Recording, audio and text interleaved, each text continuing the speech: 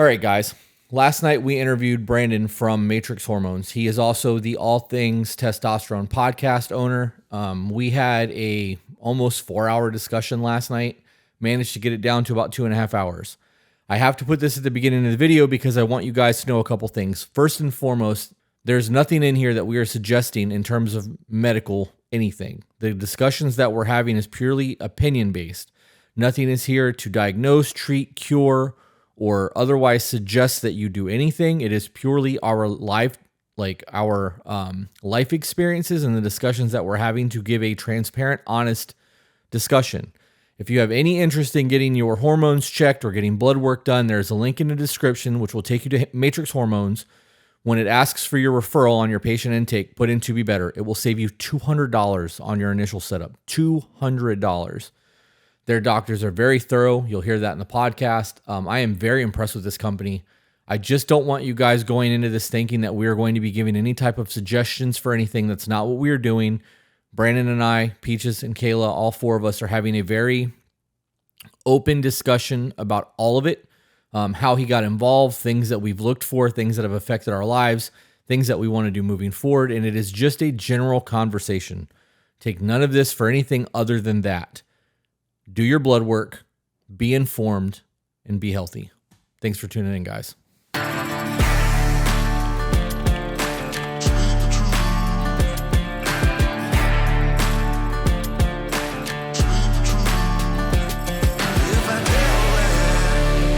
And we are back. We're back. We're sitting here with Brandon Church from All Things Testosterone and his wife, Kayla. This is an interview that we've been talking about doing for about 2 months now and finally made it happen. Came all the way from Texas. All the way from Texas. You're making me feel like we matter, right? Like I'm special. Yeah, it does feel a little like you guys traveled all this way. Yeah. Thank you. You're my special friend. So it's kind of dope to have another podcaster in here. We just spent about 30 minutes talking shop in terms of cameras and audio, and it's very hard for me not to nerd and like really tone it down and be like, play it cool as another podcaster. I think you're doing really good. Am I? Okay, yeah. Good. Because things can get out of control real quick with that shit. So can you tell us how long you've been doing what you're doing and kind of give us more of a detailed description? Yeah. First of all, I'm terrified. I don't know. I've not been on a podcast in person like this that wasn't mine. So this is crazy. So it's on the opposite side, right? Yeah. This is nuts. But yeah, thanks for having us. Of course. About, 10 or 11 years ago, I realized like I'm exhausted. Woke up and just had no energy. So started doing research and realized that it might be my T levels. So went to the doctor naturally. The doctor literally laughed and said, "Look how full your beard is. There's no way your testosterone's low." So I started doing some Googling and there wasn't anywhere to go to get information. And 10 years ago, it was more taboo than it is now. Right. So I started a Facebook group just thinking, if we can help some guys with info or whatever. Read some studies, realized that it was actually safer on testosterone than you are with low testosterone. So started with a Texas low T clinic and went into the office. They took my blood, shot me up the same day, and the rest is history. How old are you? 39. Okay. And you said that was 12 years ago that you got tested? Yeah, 10, 11, 12, something like that. Do you see a lot of people in their 20s coming through that are... Lots. Really? Yeah. Yeah, it's... I almost want to call it an epidemic. I mean, it's younger and younger, lower and lower. When they, guys talk about my testosterone without TRT is lower than my grandfather's at this point in his life. Wow. And his was 3 times what mine is now when he was my age. And there's truth to that. Yeah. To that. Yeah. I mean, phytoestrogens in the water and stuff. It's crazy. That's insane. I was at 284. Yeah. 377 is where I was. My 284 is actually higher than what it was when I first got my blood work done. Yeah. I was in the hundreds. Man. But I don't think that it's because of I believe that I ruined my body because do you remember I don't know, you may not. In the 90s there was a product that you could buy at GNC called Androstat Poppers. Mm-hmm. It was a pro hormone. Mm-hmm. So you take it and it would become a fucking steroid. And I was on that shit for like 6 years. Yeah. No break, dude. And I came off and things just ain't been right since. Yeah, no doubt. That's what did it. I'm stuck on 2 things. The fact that a doctor looked at you and was like, "Nah, you're crazy. Your beard looks fantastic. We're not even going to test anything." So, honestly, what's the second thing? The second thing was, what was the second thing? So sorry. Was the beard? Got me Oh, the the same fact day. that being on or anything with testosterone was kind of taboo. It is. It Yeah. really is. That blows my mind. Why would we not want the men in our lives to feel amazing? And if it's just testosterone. Well, because testosterone itself is demonized.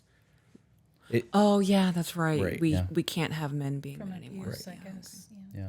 Gotcha. Yeah, it really is. And 10 years ago, it was worse. But even now, I mean, that's the fight that I fight every day is with the TRT community is destigmatizing things. And here's the research behind what I'm saying versus what, the government or whomever else Right. is saying it. The research is there. It's crazy when you think about it because of the research that has been done since World War II in terms of estrogen and hysterectomies and things of that nature. We know that women need their hormones. And it's common knowledge and it's perfectly acceptable to talk about it. But when you start talking about men and their testosterone, it becomes a taboo comment or Yeah. conversation. I'm absolutely flabbergasted right now. Right. I had no idea that this was a thing. Yeah. Like, oh my God, they're talking about testosterone. We can't invite them to. Are you kidding me? The I made beard hors d'oeuvres. thing, too, I see, I don't know, probably 100 guys over the last 10 years that have said, my doctor told me the exact same thing. Because you can grow a beard. You don't can have grow a beard. Look at your body hair. You don't have low T. Yeah.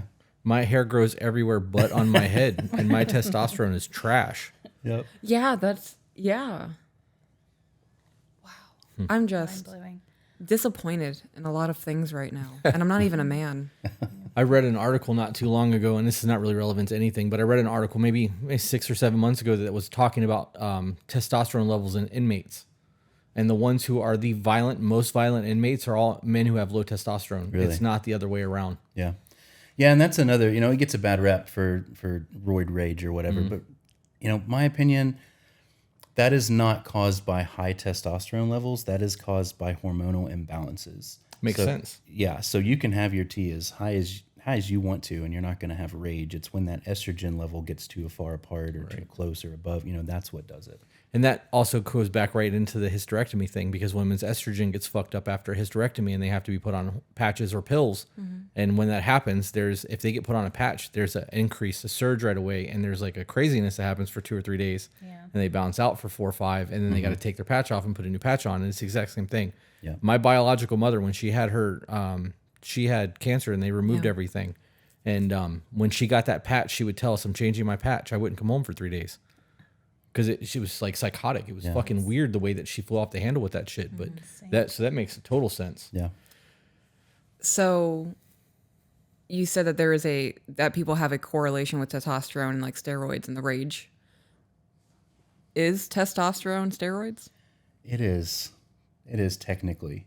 That's a big thing that comes up in my Facebook group a lot is, we're all just, steroid users. And it's true to a certain Right. extent, right? But we're not doing cycles. We're not abusing it. We're not, Right. It's like anything else. If you take it to an extreme, it's going to be bad. Right. Exactly. Okay. When I imagine steroids, I imagine dudes who are like taking it every single day at excessive amounts. Yeah. And it, in terms of like bodybuilding steroids, it would be the very base of the cycle or, but it's there, it's got other stuff stacked on top of it, Tren and Deca and all that stuff. But yeah, it's in there. Okay. It's neat to know these things. So you told me that one of the reasons that you reached out to us originally, and to be clear, you reached out to us when we were nobody. Did I? Yeah. That first email came through in February or March. Yeah. Oh, we gosh, we that were was like brand new. 20,000 followers at most at that point. Oh, you were So, somebody to me. I've got 400 followers on TikTok. Yeah. Yeah. We were enthralled. Yeah. Yeah. Wild. Well, anyways, I appreciate it because you reached out. I'm like, oh shit, somebody just reached out to be on the Right. podcast. Like, we kind of fangirled for a minute, thinking like somebody's interested in being interviewed. Like that was, Yeah. it was just wild. This whole thing has been wild. We're 7 months in, and Yeah. we hit 100,000 last week. So like, That was last week. yeah, week before. I don't know. It's been, That's just YouTube, right? You've got like 1 million on TikTok. yeah, I don't care about that. Really? I really don't. About TikTok? At all. You can't say that and I then put it on can't. TikTok. No, I will. I will put this on TikTok. Yeah, I'm pretty sure we both have said. Yeah. The whole thing is just toxic. It is. It's a fucking cesspool. Yeah. I don't read the comments. We were literally in here 5 nights ago with one of my best friends and his wife doing this. And we were talking about, she got a taste of all of this today, but we were talking about parenting. And like he said, you can't be friends with your kids. Like heard that you one. need, right. Okay. Well, fanboy. The comments are going fucking berserk right now. They're ripping him apart. Your kids are never going to speak to you again when they get older and blah, blah, blah. And she got in the comment section today and like, Trying to defend him. I'm like, just let it go. Don't read the comments. Yeah. Joe Rogan, Yeah. he said, don't read the comment section. Like, post your shit and get the fuck off the internet. So, and that's what we had to learn. We were getting death threats in the beginning of all of Really? this. Yeah, it was Yeah. bad. It was bad. It's calmed down a lot now. We have, I think our following has gotten so big now that the people who want to talk shit and really truly bash us don't, because they know we have the following we have. Yeah. But I'm not a fan of TikTok. I don't like the app. I don't like the toxicity that comes with it. I don't have a problem with negativity, but I don't think people need to live in that mindset.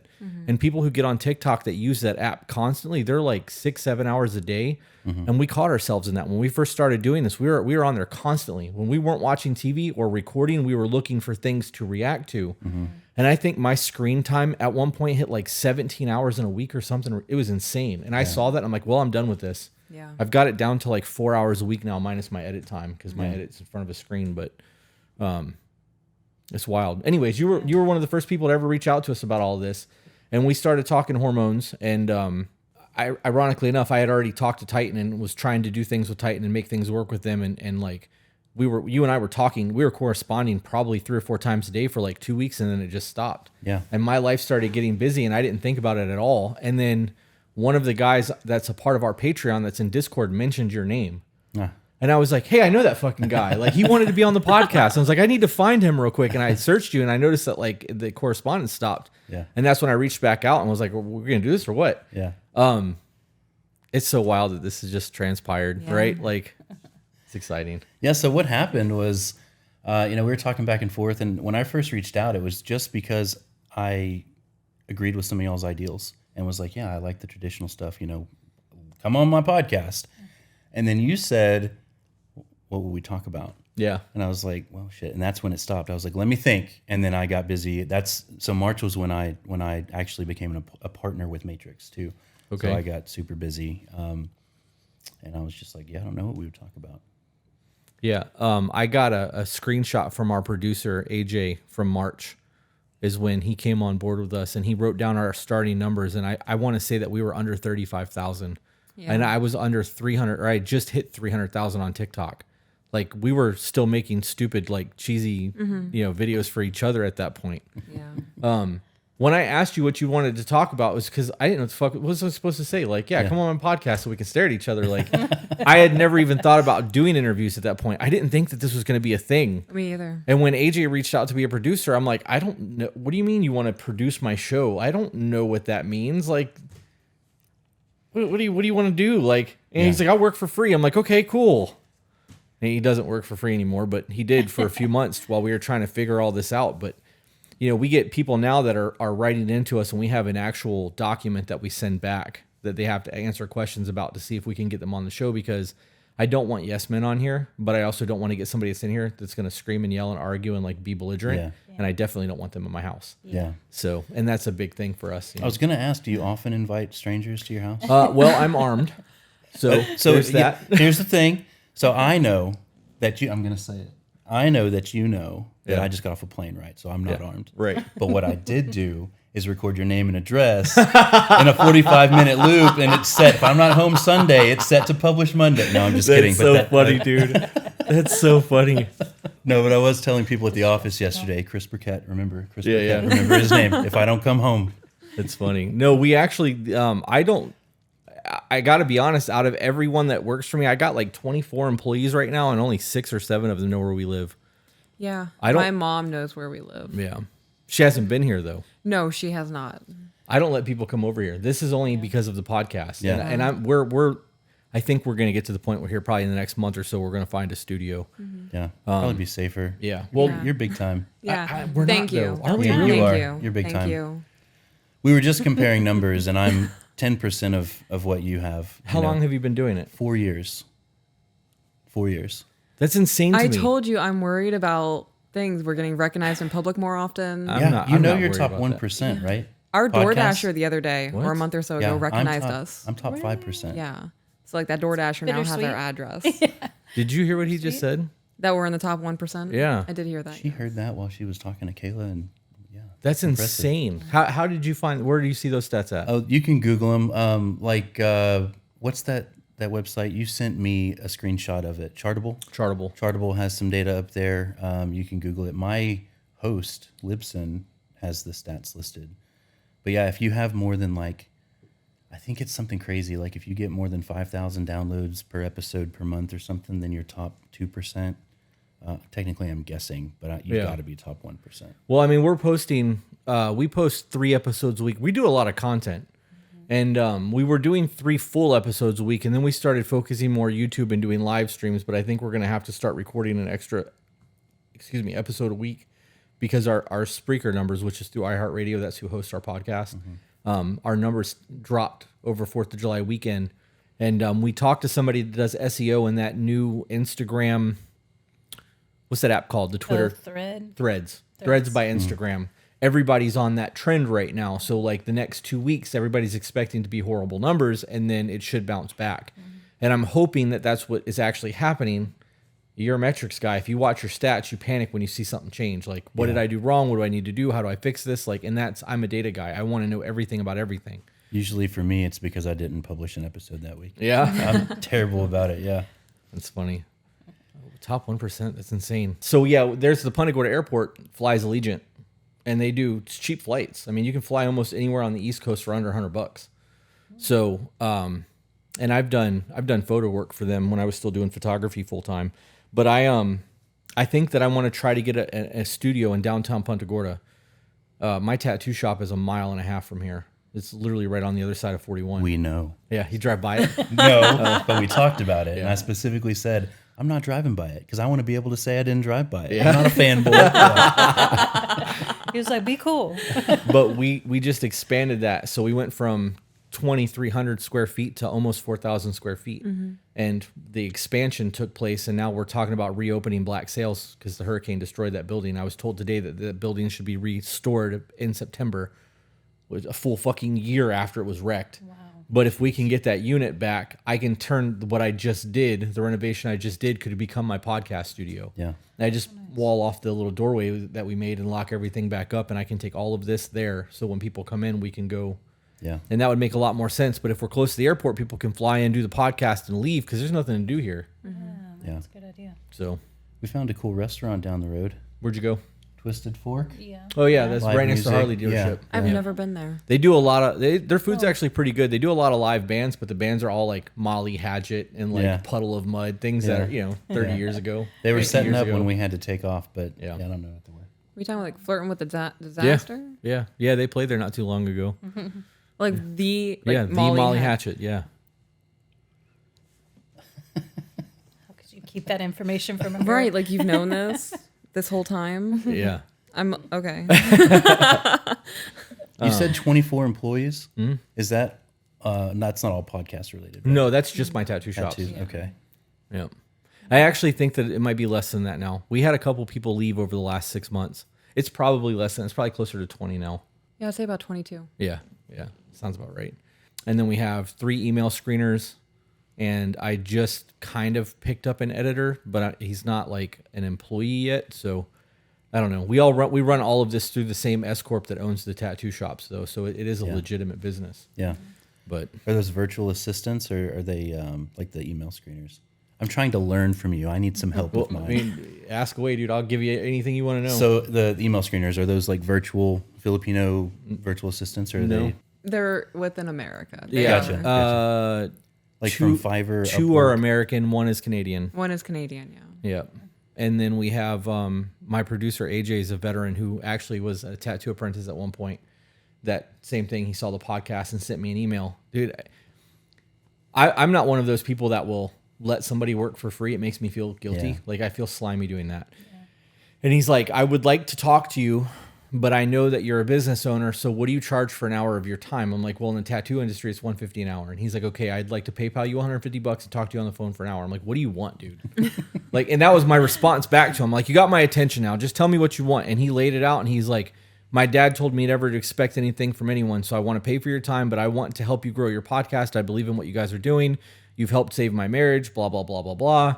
And he's like, I will do anything I can and work for free until the revenue starts coming in, and then we can discuss percentages. And I'm like, whatever, dude. I was like, I don't want to do YouTube shit. So if you want to handle all of that, I'll, get everything to a drive. You can edit and put it up there. And he's supposed to be my editor and my publisher, or producer. The problem is I have no internet. That's what I was dealing with when you walked in. And I'm borrowing Starlink right now, but we had T-Mobile 5G hotspot in the business class hotspot. I was getting like 80 megs up, which is huge. Yeah, that'll work. My download speed sucked ass. It was like 10, but I don't need a download speed. You can watch Netflix on 1 megabyte. Yeah. So like that's enough for me.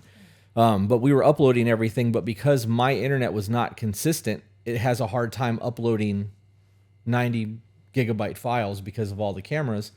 So he was having a hard time getting it. We tried to get a NAS server set up, and that doesn't work either because it's wireless internet. So he's not really editing. I'm still doing all the editing and uploading the smaller finished files at 20 gigs, and he's cutting them up. But these Sony A7R5s have 60 megapixel. Their files are huge. I dump them on my thing, and some of them are like, some of those files are like 200 or 300 gigs. Yeah. So I don't even know what that one is. That one is even more. So You really gonna look at me as I'm taking a hit? yeah, of course I am. Why? Why not? I don't. This is one of those things where like I'm more comfortable asking Jeff relationship questions because I know him. Shoot, man. Go for it. Anything that you don't want to answer, I'll just cut out. Sure. So if you say I'm not comfortable, I'll just cut it. I say the same thing with my podcast. Okay. So you said that you were into this because of the traditional values and things that we talk about. Do you guys have a traditional value of marriage? Or are you a stay-at-home? Well, I work part-time now. I just started 5 months ago, a part-time job. And our kids are older. They're all in school. So it's like, I just need something else to do to keep me moving, keep me busy a little bit. When you say older in school, like high schoolers? Or? Yes, high schoolers all the way down. 8 to 17. Yeah. Oh, okay. So very self-sufficient. Yeah, so I consider us traditional. She does stay at home. She handles more of the housework than I do. I just had a thought in my head. So mostly when it comes to like decision making, leading the household, that kind of thing, Kayla definitely defers to me. So there's a lot of it there. We listened to a clip on the way up here that actually reminded me a lot of our marriage. Y'all were actually super pissed. It was a kid an older guy that had lived on his own and a girl that still lived with her parents. And the kid the guy was talking to his mom about stuff instead of, and so I really that resonated with me that yes, I may go to somebody that's experienced it or the expert for the advice, but then I'm taking it straight back home and we're talking about it together with all the information, stuff like that, So maybe traditional is not the best way to describe it per se, but just the ideals that, the communication, the partnership. I think y'all have mentioned, we call it post-game. What do we call it? Debriefing. Debriefing. Yeah. So like, whether we're talking about sex or just anything, we'll debrief after and we're like, okay, well, how did you feel about this? Or what did you think about that? Right. We'll do it in the car when we leave here. Yeah. And pausing y'all's podcast and talking through it. We do that with everything. Sons of Anarchy or whatever we're watching on the, pause it. Did you see that? And we'll talk for 10 minutes about it. We do the same thing. What do you make of this situation that just happened on that show or whatever? So it's like less the need to be watching or doing something to escape reality. And it's almost like I'm doing it so that I can pause that shit and talk to my wife about it, like connect with her. We are the poster children for over communicating. I think like a week ago I texted him and said, hey, you look really sexy when you wink at me and you haven't done it in a while. Can you maybe do that later? Now my eyes are worn out from winking. Yeah. He immediately sent me a video and has been doing it ever since. And I'm like, That's that's fantastic. what they mean when they say, tell your man what you want. If you want him to wink at you, ask him to wink at you. He'll The do booty pics, the 5 minute, those types of things that y'all say. I'm like, hey, we do that. People don't realize being able to just communicate that shit instead of getting mad at somebody for not knowing that that's what you want. People get caught up in shit. You're now a partner in like a major business. Yeah. Your life is going to get very stressful at times, and that those times that you're super hyper fixated on trying to solve problems at work is going to drain you to the point where when you come home you're going to be exhausted, and that exhaustion is going to show, and you're going to see it But over prolonged periods of time, things that you normally do when you're feeling good fall by the wayside. And those reminders of, hey, wink at me, goes a long fucking way to be like, oh shit, I've been focusing so hard on my work that I've been neglecting my home life. And that's how I take that when she tells me that shit. Yeah. Like, I got to step my game up. I haven't been smacking her ass in the kitchen like I need to, you know. That's always the one I say too. Oh, I love that. But it happens. And that's what it comes down to. Yeah. All of those times always happen when either my estrogen is always too high. Like and she can tell because we'll be watching a TV and something will happen. I'm like, yeah. She'd be like, go take an estrogen blocker. I'm like, okay. That's so funny. I think the reception is a huge part of it too, because it's easy to be like, oh, you want me to wink at you? Yeah. Okay. That's so silly. How needy are you? Yeah, no. I show you I love you in other ways. Yeah. I can't count the amount of times that she's just said, hey, grab my butt. And it's like, communicate to me that you need that. I'd be happy to. Oh, word? You want me to touch your butt? Okay. On it. I'm on board. Yeah. And taking it back even further, when I took on this partnership, she was like, okay, what's this? You know, we set boundaries. We talked through what that was going to look like for us, what that was going to do with my schedule. Because before, I had the podcast part-time, but I was working a 9 to 5, you know, a desk job at home. And I still am, but it's more demanding. So we saw it coming and we're able to communicate it. And I think it's gone pretty well. Yeah, you're doing a very good job, hon. There's been a few hiccups where I'm like, hey, you know, like the other day, hey, you were more patient with this coworker on the phone than you were with me when I was asking you something, and that hurt my feelings. But she says it just like that. And, you know, 10 minutes later, I'm able to go, you know, come back to the conversation and say, hey, you know what? You were right. I'm so sorry. Let's talk through this. Yeah. We have those discussions from time to time too. I think that when she gets frustrated with the kids or something happens and she gets frustrated and she's tonal, I know I don't really ever take it personal. And she catches it before I really ever have to say anything, and she'll apologize. I do, yeah. But I know that as your husband, I'm supposed to be the one to take the brunt of that. So in the event that like that situation was to happen and she was to get shitty with somebody or get shitty with me afterwards, I'd be like, okay, she's having a day. And that's just going to be the end of it. And then when she's calm, be like, you okay? Because like I could tell you're going through it earlier. I'm not going to take offense to that shit because I know that that's my job is to be that crutch and bear that weight when she's going through shit. And she does that a lot for me. It's probably very one-sided. What do you mean? That I dump on you a lot more than you dump on me because I have so much going on with everything and editing and dealing with people and the employees at the shop, and like fucking tattoo shop can be such a headache sometimes, dude. It's like dealing with like 13-year-olds. It's a mess. Yeah, it really does feel like substitute teacher to a middle school class sometimes. Yeah. Yeah. So she gets the brunt of that. And I'm one of those people that like I really, really, really hate repeating myself. So like if I have to tell somebody two or 3 times, like it's not polite after the second time I have to tell them something. Yeah. So, and when I'm dealing with people that I have to be polite to when I'm done, you know, I obviously have to vent it out. She's like, you want me to get you anything? No, just need a minute. What can I do?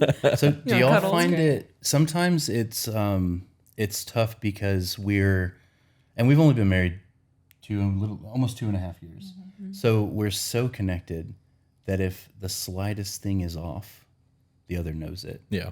And so it can be, you know, for lack of a better term or word, exhausting because we're communicating so much. And it's like, okay, well, it was just this like little slight thing, you know, this happened 2 days ago and I'm just, you know, that much off. But it's like completely changed the dynamic. So we have to talk through that. And is that how you guys process it? You just have the conversation? Well, No. a lot of times, yes. Sometimes it's like, I know something's off with him before he even does. So he'll be like, no, nothing's wrong. And I'm like, okay, when you're ready, let's talk through that. Or, you know, if we're too angry, that was another clip we heard. You guys were talking to a couple, or no, you were talking about an email where the couple was like, well, the guy said, you know, when I'm mad, I fly off the handle. And so I need some time in silence to not talk about it until I calm down. And I think we're both like that to an extent, but that was a conversation we had to have too, because I said, okay, like I can leave you alone and let you not talk about it, but I need to know what you're mad at first so that I can be focusing on the right thing instead of my mind just going wild. Yeah, and then I'm getting a head start, right? Like if I know that I'm pissed off about something and I'm not sharing it with her, then I'm getting the head start. I'm processing through those emotions, and then when I come to her with them, she's not ready to talk about them because I've had 6 hours to process them myself, you know. So, yeah. That also causes another issue of you're over it at that point. Yeah. And then you present it to her. Now she's going through it all over Exactly. again because she didn't know what the problem was. Mm-hmm. And now you're like, okay, well, I'm over it. Can you kind of like hurry up and catch up? Because we're past this already. Yeah. We good yet? Yeah. You know? I don't think we've ever talked about that on the podcast. What do you mean? That I don't think that's ever been a discussion for us. No, I don't think it has either. That's a good discussion. It to is a have, good though. discussion. So how does that look for you guys? Like, I mean, does that happen a lot? Like, No, we don't get too mad at each other a lot, but it used to look like, you know, one of us gets angry and it's the silence, and then the other person's mind is going into overdrive and picking apart everything else about our relationship when none of those were the issue to begin with. And so that's what brought it up in the first place, was like, okay, we need to at least establish what the issue is. If you're not ready to talk about it fully, that's fine. But in my mind, we have all these other problems now because I've overthought it. And we're both shut down people, so we have to work really hard to not be shut down people. Yeah. So yeah, I guess you're right. It doesn't happen a lot, but I can see how this could eliminate a lot of arguments.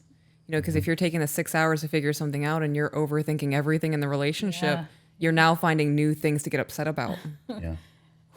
Yeah. So Kayla tends to like go internal, and she spends that 6 hours thinking about how awful she is and all the Right. things that she's done that have been terribly wrong. I'm the opposite. I'll go external and I'm like, well, fuck this, and this is the worst, and I can't stand this. So it's very different the way that we process through that, or use that time to process. Yeah.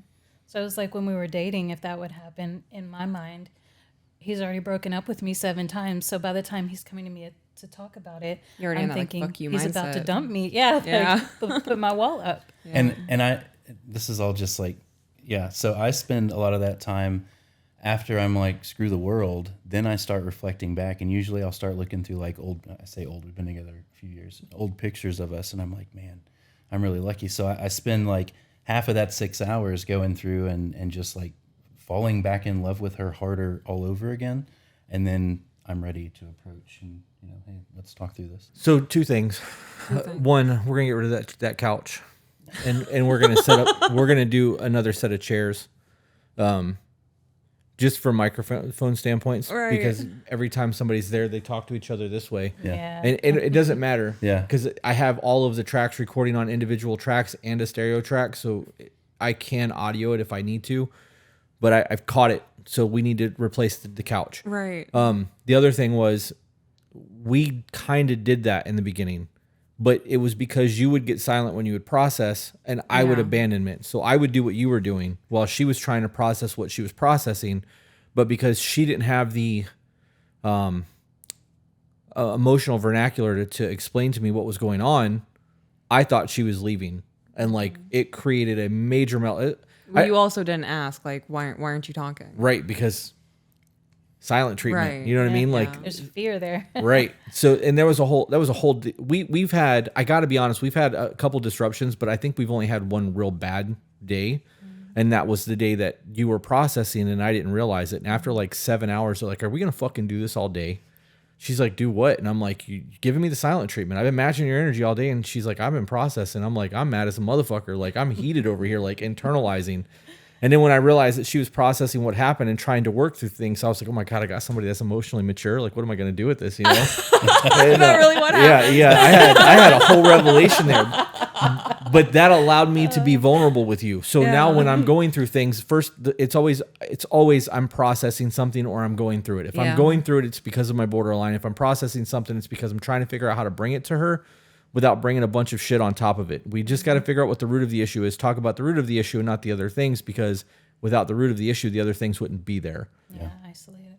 Yeah. So we find the root of the thing and we discuss it, but we also don't treat each other differently during that process. Right. And that was a really hard lesson, because you want to internalize and you want to like take that time alone to do things.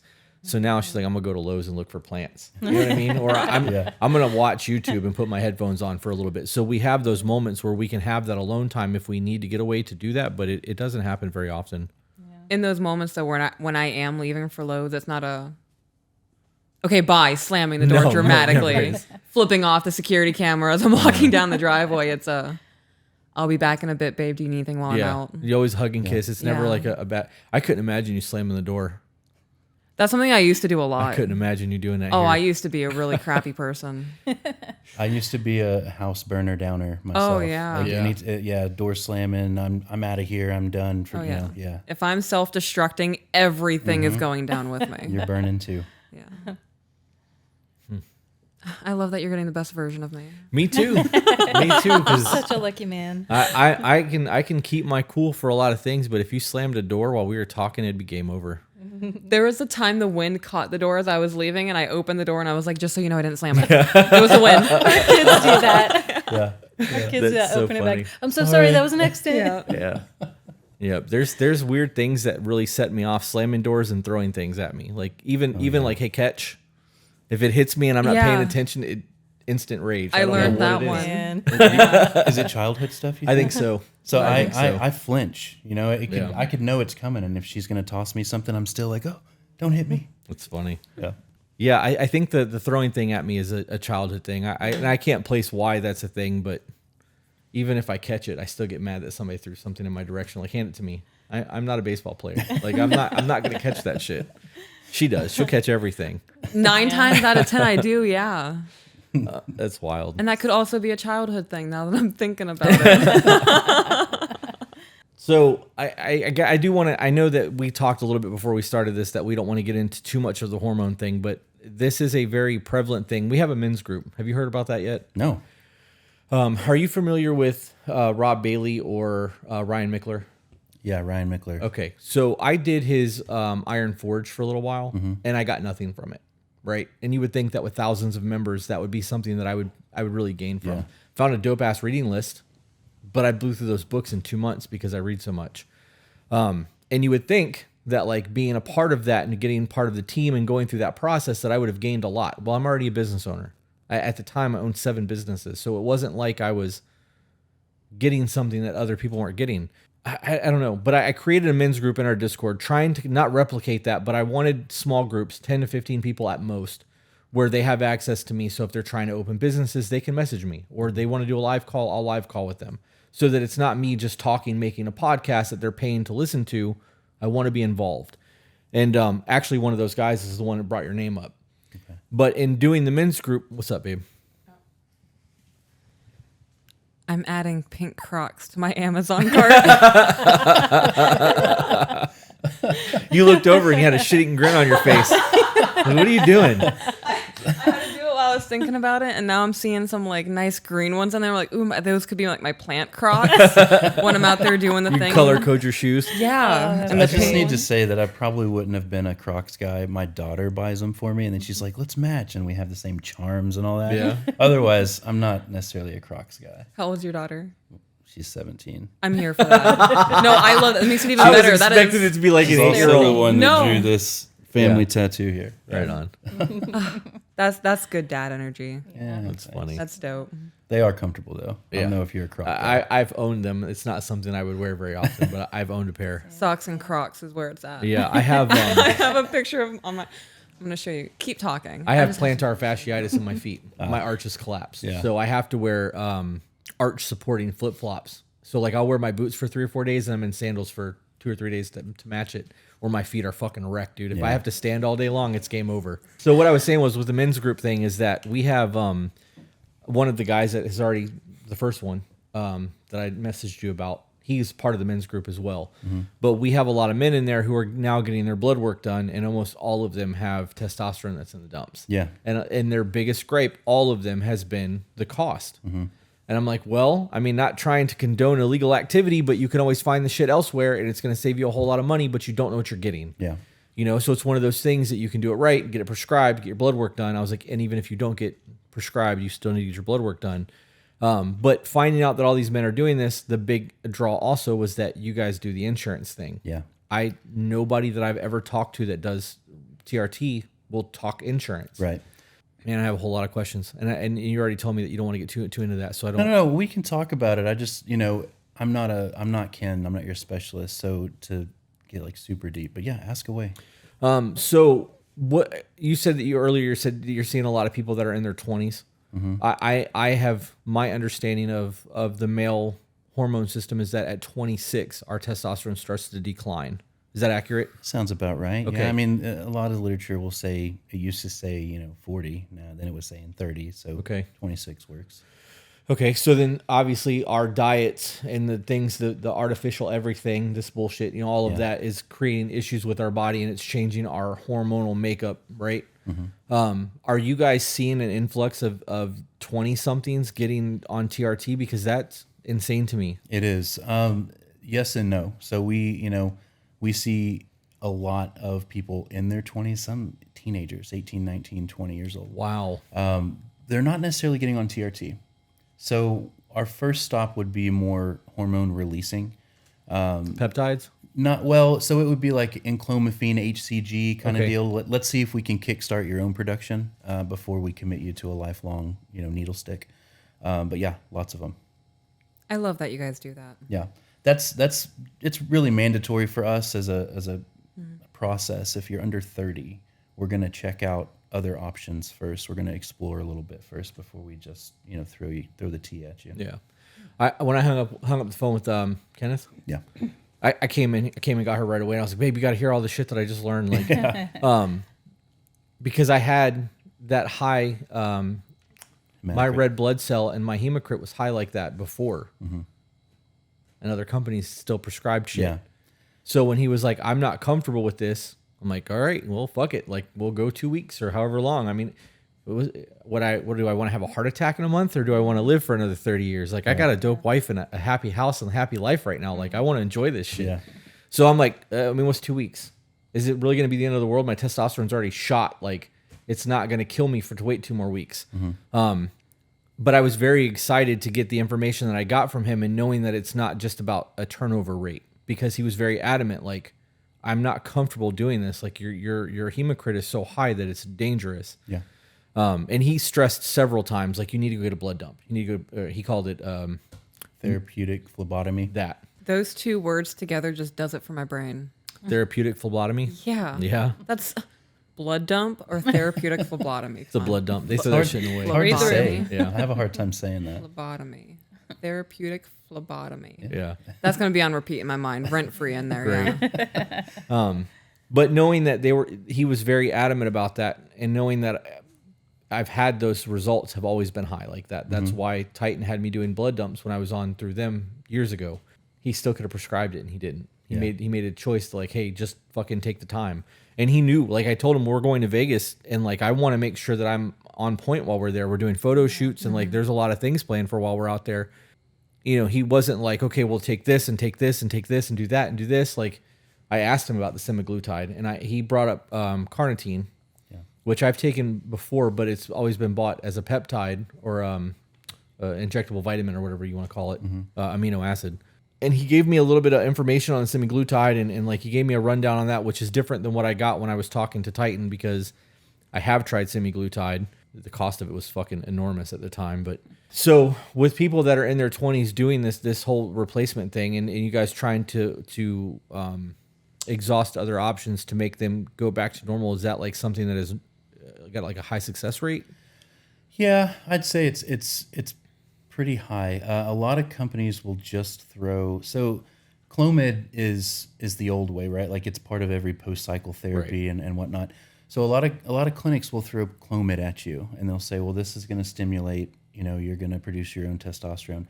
And it works really well for fertility purposes, but you still feel like shit when you're on it. Right.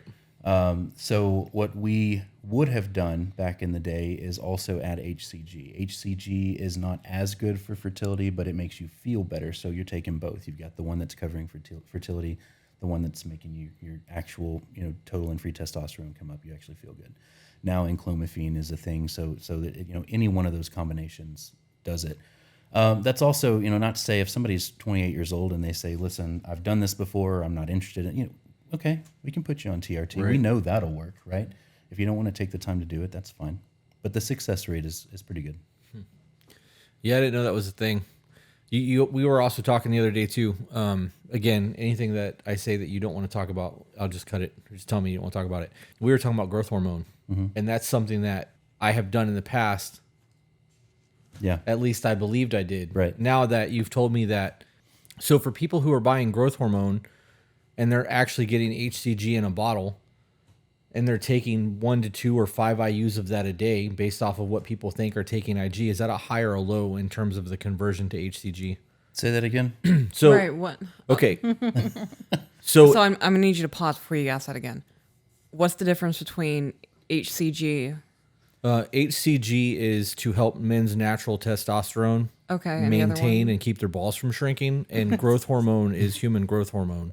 It helps with joints. It helps you grow muscle. It helps you heal from things. Think Sammy Sosa. I know you're not a sports fan, but I know who Sammy Sosa yeah, is. I don't know who that is. Growth hormone is like a miracle thing. It's just stupid fucking expensive. And a Okay. lot of people buy it from China thinking that they're buying growth hormone. And we had a discussion. He's saying that most of the people that are getting that is getting HCG instead. Okay. So what Okay. I meant by that actually was just that most guys that I talk to that think they're taking growth hormone are not.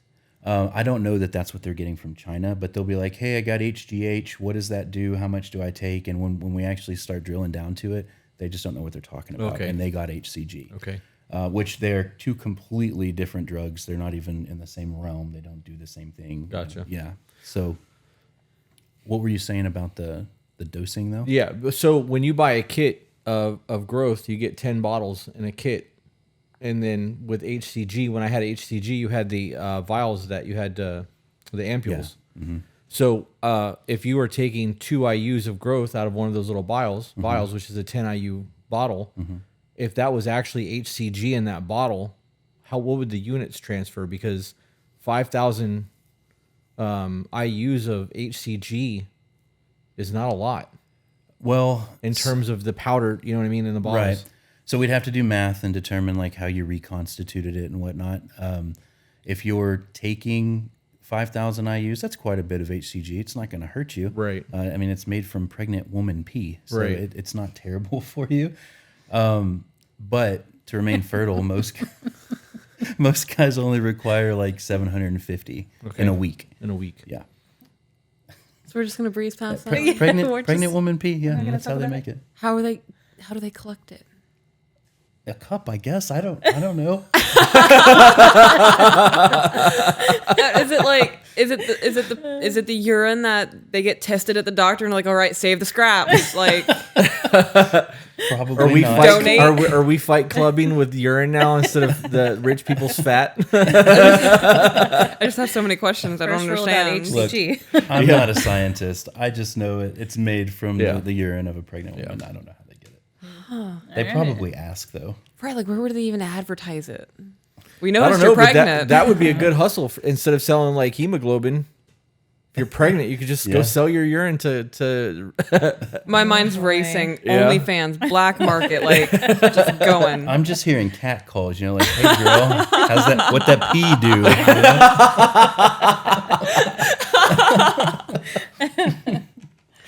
Oh That's no. rough. I will never unhear that. My brain won't stop. I'm just imagining a bunch of scientists with like their blue sterile gloves and there's a bunch of women in hospital beds and one pregnant one. They're like, yeah, that's the one, guys. Couldn't pull her aside. That's funny. Now I'm just picturing that like it's a big racket and they actually they're in bed with the porta potty companies. You know, like scientists own the porta potty company. Wouldn't be surprised.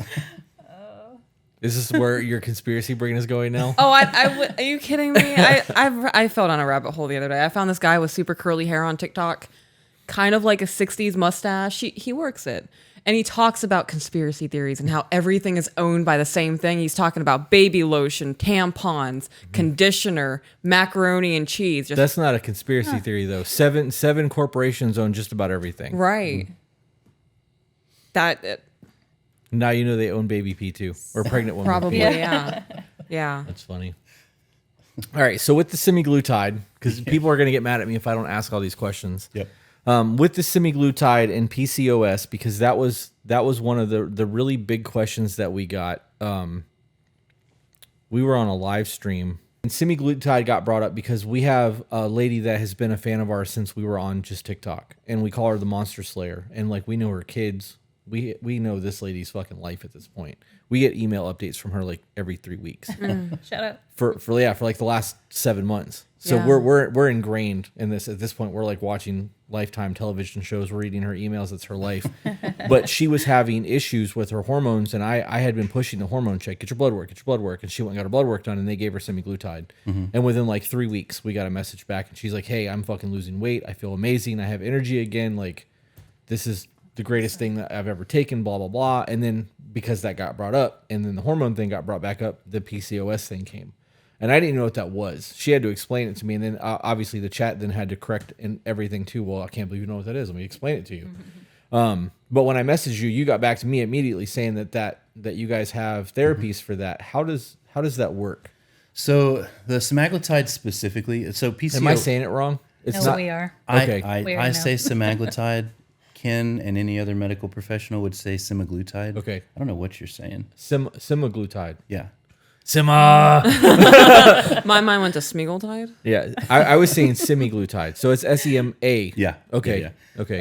So PCOS is caused by insulin, whether it's too low or probably even too high. Semaglutide, or semaglutide, that's what it does. It controls those insulin levels. Okay. It rights that wrong, and that's why it helps with PCOS. So if people have a high what is it? AC1? What is AC1C, A1C. A1C? Does semaglutide help that too? Yes. Okay.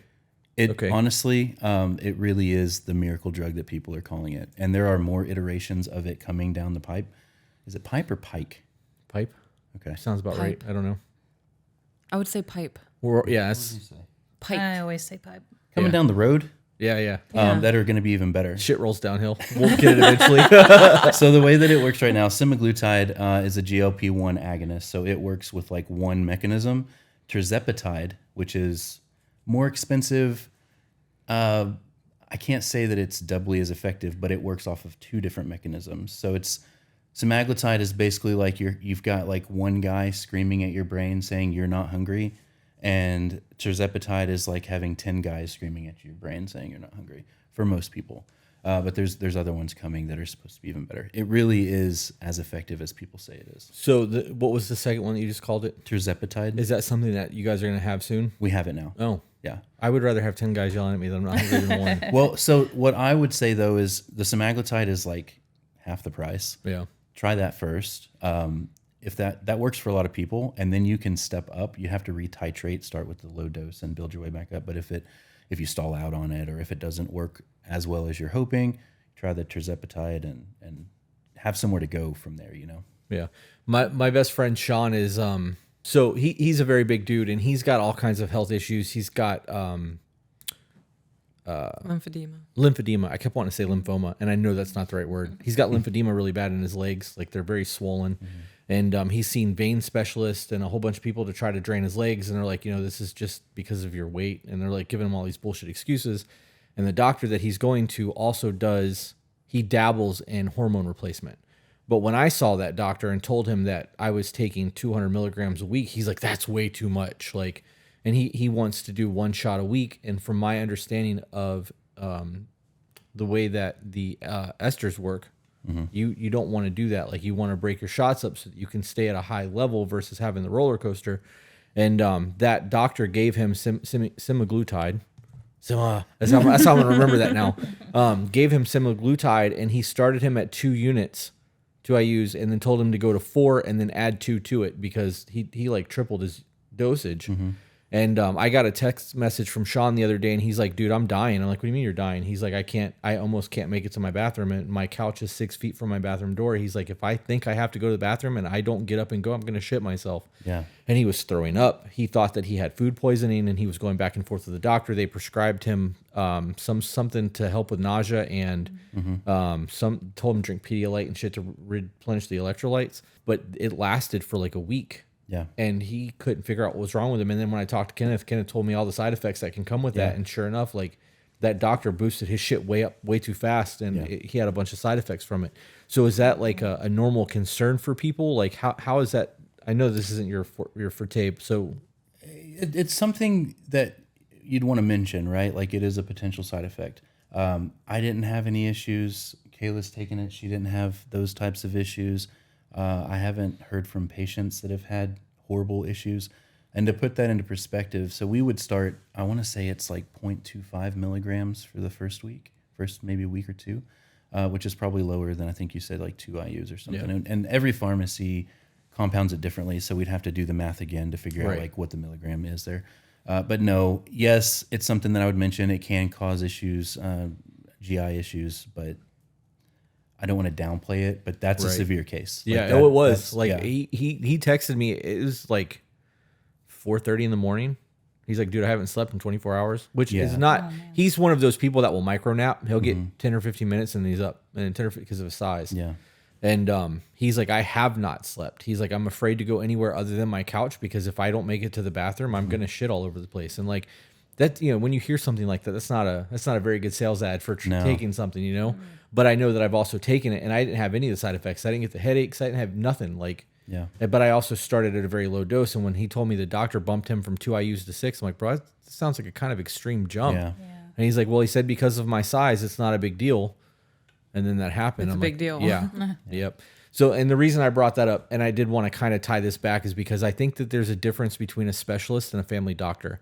Oh, yeah. And like you had a doctor tell you that you had a beard, and therefore you didn't have low testosterone. Yeah. So having somebody that's in a family practice or a small business, or even even like a Horizon Medical, like a big thing, if they don't specialize in this and they dabble in it, they're obviously not going to know enough. This falls into the Dunning-Kruger effect. They know enough to be dangerous and think they fucking know everything, and then when they realize they don't, that slope happens. Do you see a lot of like family doctors dabbling in this now? Like, is this because it's lucrative? Yeah. Yeah, there are a lot of primary cares, endocrinology, urology that all do it. And, there's a lot of guys out there that, you give them their 200 milligrams a week and they're set for life. They don't need an AI. They don't have the acne. They don't have any of the side effects. They're just good. But that's like, 40% of the population that's on TRT. The other 60%, or myself, like I'm a pain in the ass to get dialed in. And I was seeing a primary care in Texas that was awesome. She was great, but she wasn't good enough to dial me, So yeah, there's a lot of them that are dabbling in it. It is a lucrative business. Some of them are just completely off the wall. Hey, take this one giant injection once a month. Right. Some of them are decent, but yeah, you won't find a better testosterone expert than what Matrix has, and that's what drew me to them. Their customer service, they care about the patients, and they're just thorough and attentive. They're definitely thorough.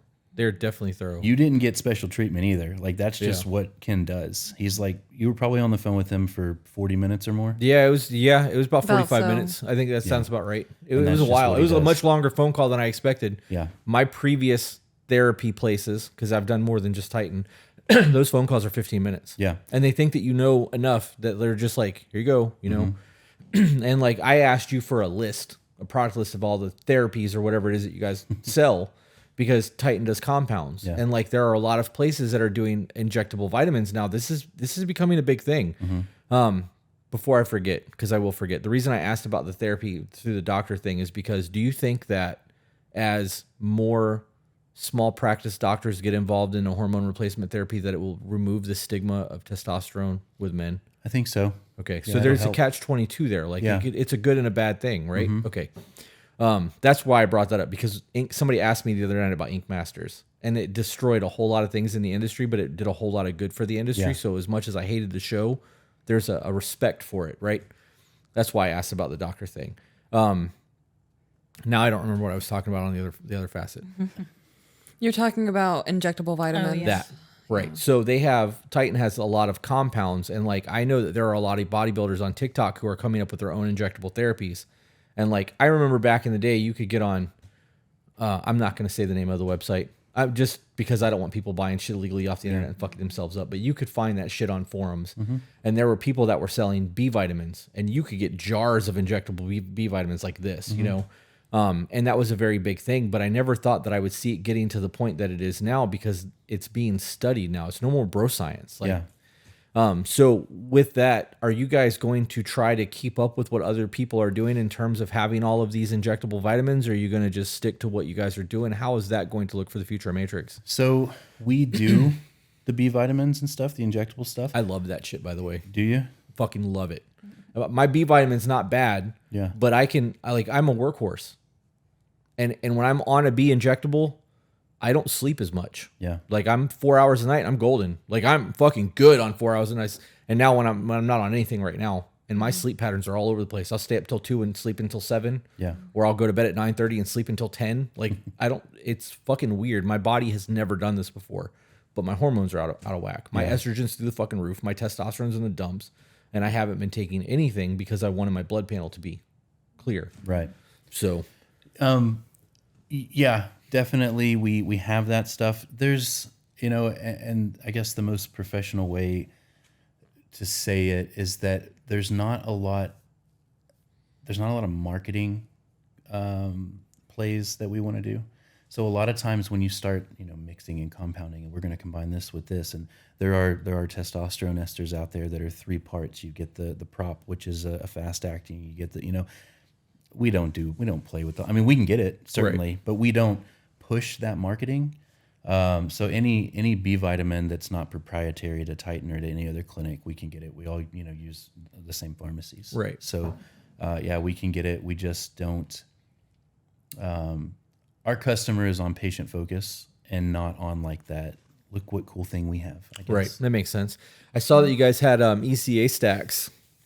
And that was one of the things that drew me to Titan in the beginning. Actually, that's exactly what got me to become one of their patients, is because they have an ECA stack. Yeah. And I remember the good old days of hydroxycut and Xenadrine. Yeah. You're talking about like the fucking best weight loss ever. Yeah. You can hype it up on ephedrine all day long and like And you could buy it over the counter back then, right? Yeah. You can't do that shit at all anymore. But how does that work? Like, is that something that you guys can just do because it's prescribed? Like, because Yeah. It's medically supervised. You meet with a specialist. They put you on a program. It's monitored. Yeah. Go ahead. I'm sorry, sorry. real quick. I was just going to say, from what I've seen, the way you guys handle because I'll typically come to him with I saw this news story over this specific product, and if I think of it, it's relevant to the clinic, and he's always, oh yeah, I know Ken was talking about the other day, or Sean already mentioned that, and either we're looking into it, or we decided that's really not for us because it seems like it's just going to come and go really quickly and not very beneficial. So the fact that you guys are still involved and like researching shit is huge. Yeah. A lot of people get a little bit of leeway and find their niche and stay in that, and it's not until like things become big. Yeah. They don't research it, so that you guys are on top of the trending curve of things is nice. Do you guys fuck with Venturamine at all? Yeah. Yeah. Yeah. Is it, I don't like it personally. Why? Well, actually, I like it a little too much. okay. I'm like hyper focused on it, and I'm playing the air drums while I'm getting shit done, and then I crash. Took 2 pills a year and a half ago, and just like ED like you would never believe. My dick was just done. Wow. Yeah, and I didn't experience that when I took it when I was younger, but I don't like it for those reasons. I'm more of an upper guy. Like I tend to like those, so that was just too much. But it works, and some people like it, and we will prescribe it. It's just, if you can get better results with something like semaglutide, and granted semaglutide's more expensive, but if you can get better results with it and you're not stimulated like that, that's what I would. Some of us like those stimulants, bro. Yeah, we got them. Do you remember Cocaine? Yes, I do. No, the 1,3-diethylamine that was in Jack 3D at one point, the pre-workout. No. It was making people fail drug tests for meth. Wow. Yeah, but like that was one of those things that when I realized that they were banning it and people could only sell what was on their shelves, I went and bought every fucking bottle I could get in the stores. I hit every GNC within like 100 miles of here. Yeah. And I had probably 90 bottles of that shit in the cabinet because I like my stimulants. Probably like you said, a little bit too much. Yeah.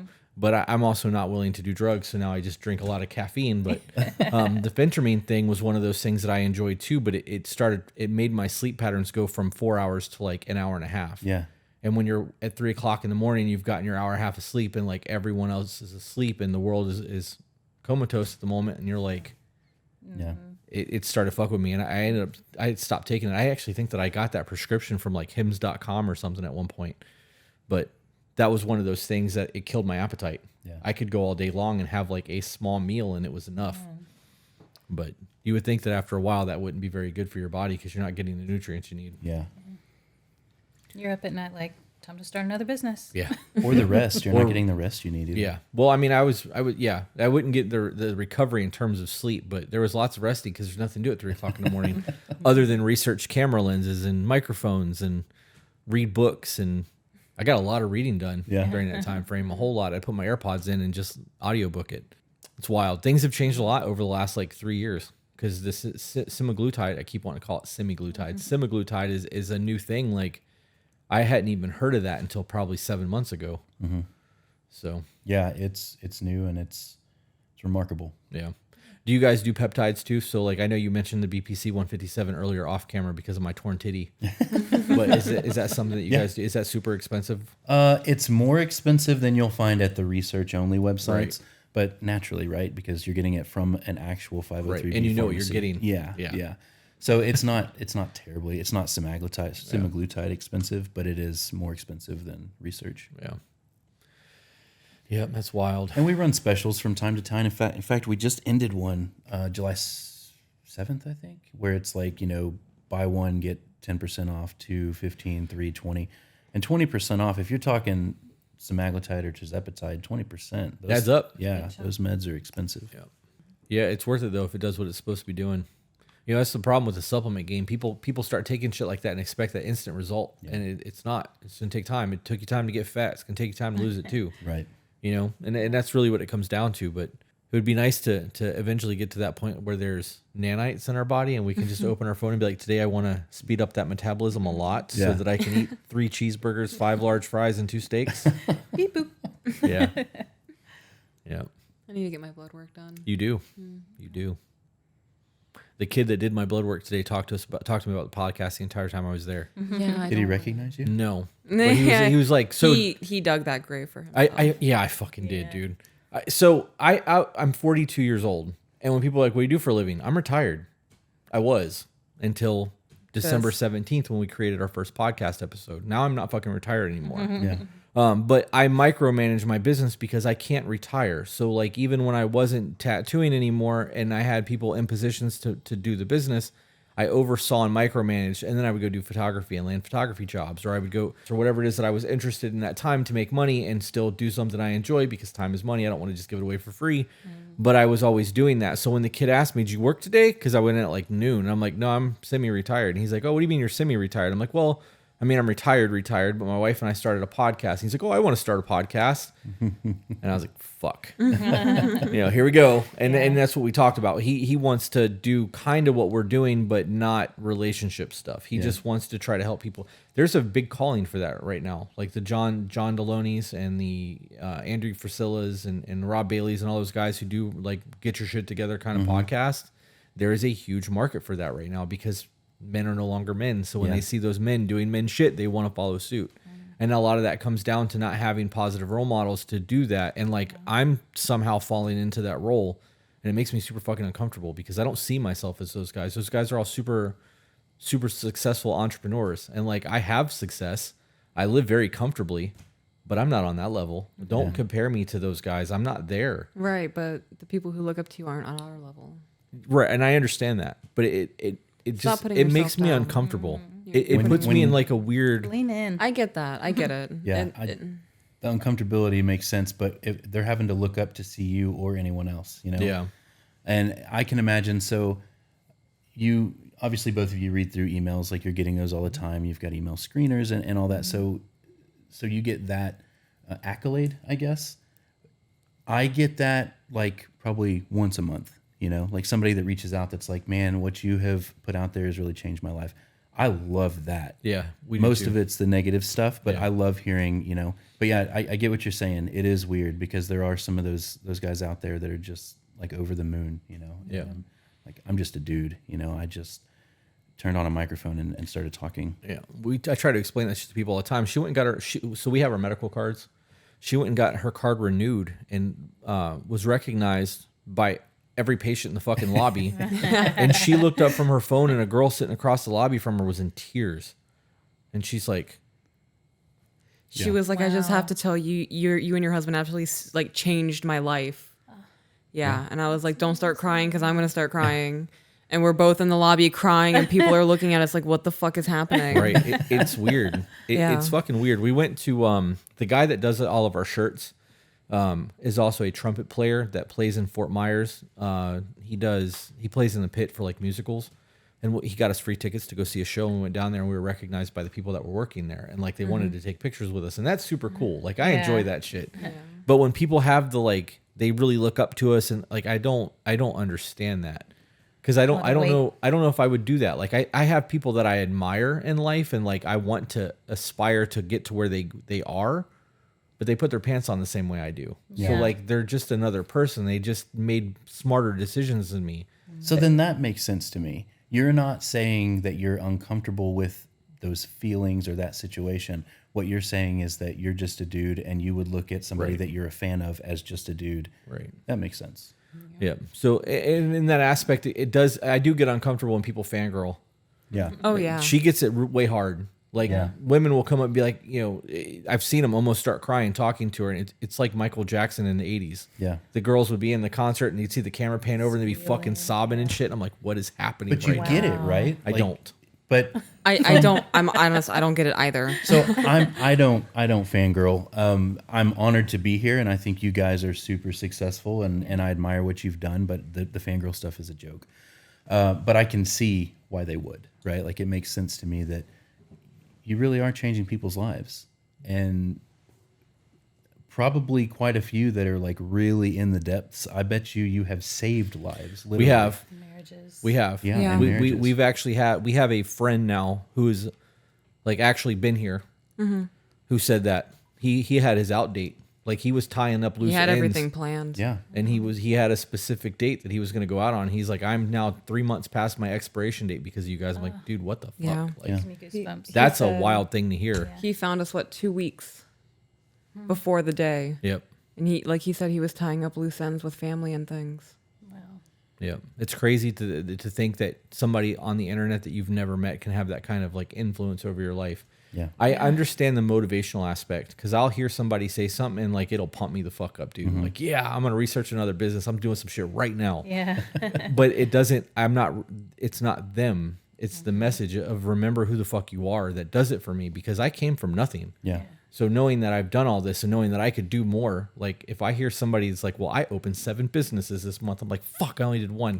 got it 6 more, you Gotta know? step it up. and I have that competitive mindset quite a bit, but I also don't have people that are around me that are doing the same thing I am.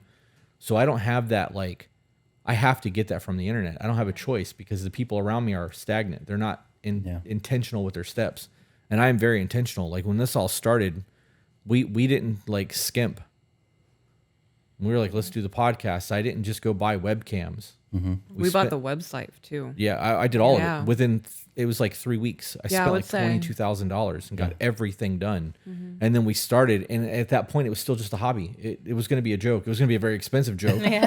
But I knew that like I can use the cameras we bought to do photography. I'm sold. 'Cause I love photography, and I sold all of my camera gear from the hurricane. Like I over postured to save my life. We lost 2 businesses. We got roof damage.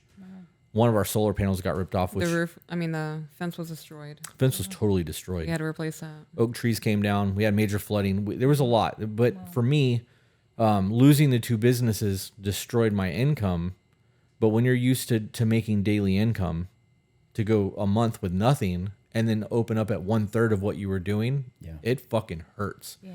So I sold one of the properties I had, and I sold a bunch of my camera gear, and like I got a wife and 2 stepkids. Like I have to make sure that everyone is taken care of because they all look to me on top of my employees looking to me. So I was loaning money and doing everything I could do to try to stay afloat with everything. And the podcast was my decompression chamber. And I was going to use that if it didn't work as just a reason for me to vlog and like vent and get that out so that I can continue to grind. And things just, it worked. Took So off. Yeah. It did. That's awesome. Now you're getting recognized, which is weird because you guys are so inconspicuous. Yeah, right. You know, we really blend into the Yeah. crowd. It's We weren't weird when even people are like, sure hey. we were in the right place. Yeah. Yeah. People are like, I think I saw you in somewhere. I'm like, no, you didn't. Don't I know you from somewhere? have to Yeah, think. because you would totally forget this fucking face. I was standing in my daughter's. So she's getting into VPK, And I was standing in her classroom telling her goodbye. And one of the other moms looked at me and she was like, I know, do you work somewhere around here? Where have I seen you? And I was like, well, my husband and I have a podcast. And she just, oh my God, you guys are so amazing. And I was actually just telling our daughter's teacher about the podcast. She lives up the road and was able to enjoy our fireworks on the 4th of July. I thought that was pretty dope. So I was letting her know like what we do for work. And she got to see it in real time, the reaction of the podcast. It's just, That's awesome. That is really cool. it's crazy. It's such a crazy experience. I have to manufacture that myself. You know those "Let's Go Brandon" flags? Yeah. I think she was 6 maybe at the time. My daughter was like, "You think that's for your podcast?" I don't know. Yeah, I think so. But okay, everybody's your cheerleader, bro. That 4th of July thing was such a letdown for me. What? Because I was expecting these people over here to go hard and like be able to compete for a couple hours because last year they went so hard on the 4th of July. Right. And I overspent. Dude, I went hard. We were out there for 2 hours and stopped. I still have fireworks in my Yeah, garage. we still have fireworks in the garage. Nobody else was doing it. Yeah. We had people parked all down the road just watching us light off fireworks for 2 hours. It was stupid. I ended up getting my blower out of the garage and like blew all this shit into the lot across the street. So then it only got brought up because she said the thing about the school. And it's funny because the kids go to a Christian school. They do. So like, Yeah. Yeah. we look the way we look and we have our podcast. So I don't know. People are like, you look so familiar. I always hit them with, I do porn because it normally gets them to leave me alone. Right. And it's you're always, like, ooh. it's always been because of the tattoo shop, because Yeah. I've been in business here for 13 years. Everyone in the area knows who I am. Yeah. Now it's the podcast because I've been in the studio for over a year. And it's wild. It's weird to say too, right? Yeah. Like, what is. do you do? I'm a podcaster. Right. Yeah. Yeah. When I bought the Mercedes, the guy asked me, what do you do? I'm like, I'm an entertainer. No. He's like, what do you mean you're an entertainer? I'm like, an influencer? He's like, what's that? I'm like, dude, I don't fucking know what I do. I have a podcast. Like, and he was like 75 years old. He was some old German dude. It was really weird. How do you explain that to somebody? Like, I make money talking Probably on the still internet. does it, Yeah. He's he's called a podcaster, or people have said an influencer, an internet sensation, and we like to laugh over all those. Yeah. What would you call that Titles. though? Like, what makes you comfortable in speaking? Like saying what I Yeah. do, none of it. Right? None of it. And then it spawns conversations, right? So Right. it's like, yeah. I mean, nowadays, in a very recent change, I'll say, I'm a partner in a medical practice and I have a podcast. And then they're like, oh, what kind of medical practice? What kind of podcast? And that's fine. But yeah, it's weird. It's always Yeah. taking a back seat. Yeah. And I'll introduce him that way. Oh, he's got a podcast. But I do remember when we first started talking and he said he had a podcast. And I was like, ugh, We, all right. yeah. Do you go on? I haven't listened to your podcast. I'll be 100% honest. has. I don't have time. Yeah. So, because I audiobook. I don't even listen to the podcast that I used to listen to. Like, I have a list of shit that has got episodes backed up because we would go do cardio and I would play the podcast while we were walking. And then I realized I wasn't getting my book time in anymore. Yeah. And reading is more important to me than listening to somebody else talk shit. So you do get on this podcast and like interact? Talk Like, on there? Yeah. I think a couple of times. Yeah. We have a couples one that we just kind of, just for fun. A separate podcast. Yeah, that we do about our relationship and our family. And I was telling him, like, watching you guys really makes me want to dig into that more. You should. But, Definitely. People need that. yeah. As It's far a as, blended family deal. Like Yeah. we are a blended Oh. family, so it's blended and shook. Selfless plug there. We've got like 3 episodes from a year ago. shameless. Yeah. Yeah. But yeah, so we have a lot of fun doing it. We do. And as far as all things testosterone, I think I've only been on twice. Once 2 or 3 because we had times. specific, like, how does a wife feel about their husband being on testosterone questions? And then recently because I interviewed a sex professional Yeah. woman and just thought, That's a boundary for I'd like us. to have you beside Yeah. me. Yeah. She's female, so it just kind of felt weird to do that without She wasn't a porn star. I don't know why I called her a sex professional. Yeah. A sexpert. A Okay. sexpert. Yeah, I was going to That's what- ask if that yes. was a sex therapist or a prostitute. Yeah. I wasn't sure where that was Right. going because of the way you worded that. Well, you Yeah. should hear the podcast. It's funny that you actually mentioned the whole, having her perspective on things because I was going to ask that. We know, I said this earlier. She knows when my shit's not right. I know when even when I'm on, I know when my hormones aren't right by my music.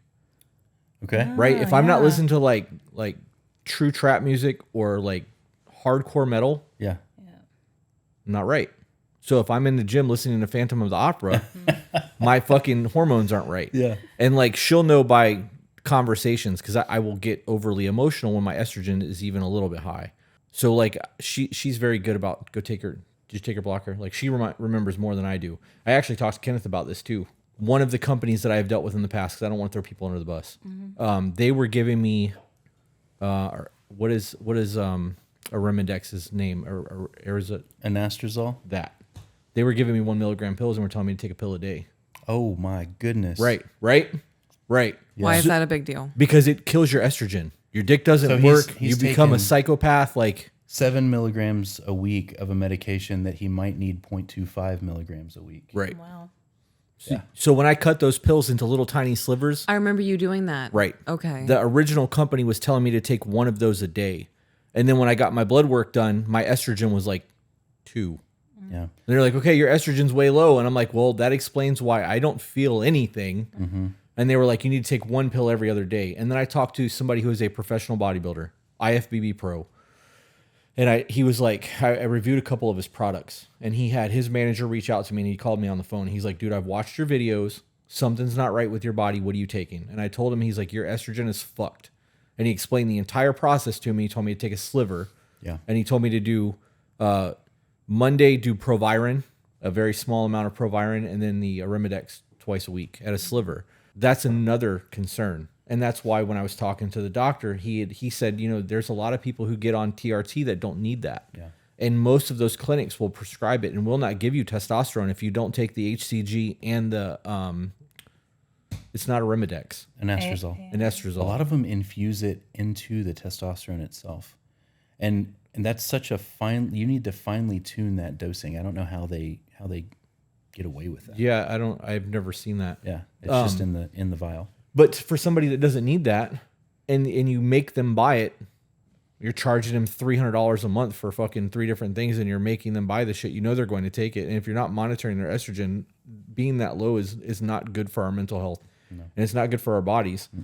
I guess I'm just plugging Matrix at this point because when I talked to him on the phone, he's like, you may not need that. He's like, your estrogen's really high right now, so you definitely have an imbalance, and we got to get that under control, and we'll see what it looks like after you get your blood dump. Because my blood was so fucked up. Like, and I was on a bunch of shit before I came off, so it's expected that I'm going to be high. But he was very, he wants checks and balances. And he's not trying to combat me going back on things and still trying to battle my high blood pressure or hematocrit. Yeah. So that was another thing that I had gotten when I was on the phone with him that made me very comfortable about all this. Because once I understood the hormone, I know more about this shit now than most people do because I've been doing this for so long, and like I understand the body's responses. I can read blood charts now. Yeah. You know, that's nerd shit, but I can. And that's all of the guys in the men group that have done their blood work. As soon as they get it back, they send it to me. I'm like, you're getting it, you're getting it, you're getting it. You know, get a testosterone. Yeah. Yeah. But it's nice to have somebody that really knows their shit. And again, it's not just about an end product. Yeah. So the reason that all of that even came up, damn, I just really sidetracked the shit out of that. You did. You also just called every single doctor a nerd. So I just thought that was funny to me. they are. I mean, you got to be to do that kind of research in something. It's not a bad thing. I nerd over all the shit that I have in here, my Right. whiskey, and It just, that tickled me. that deep dive does it.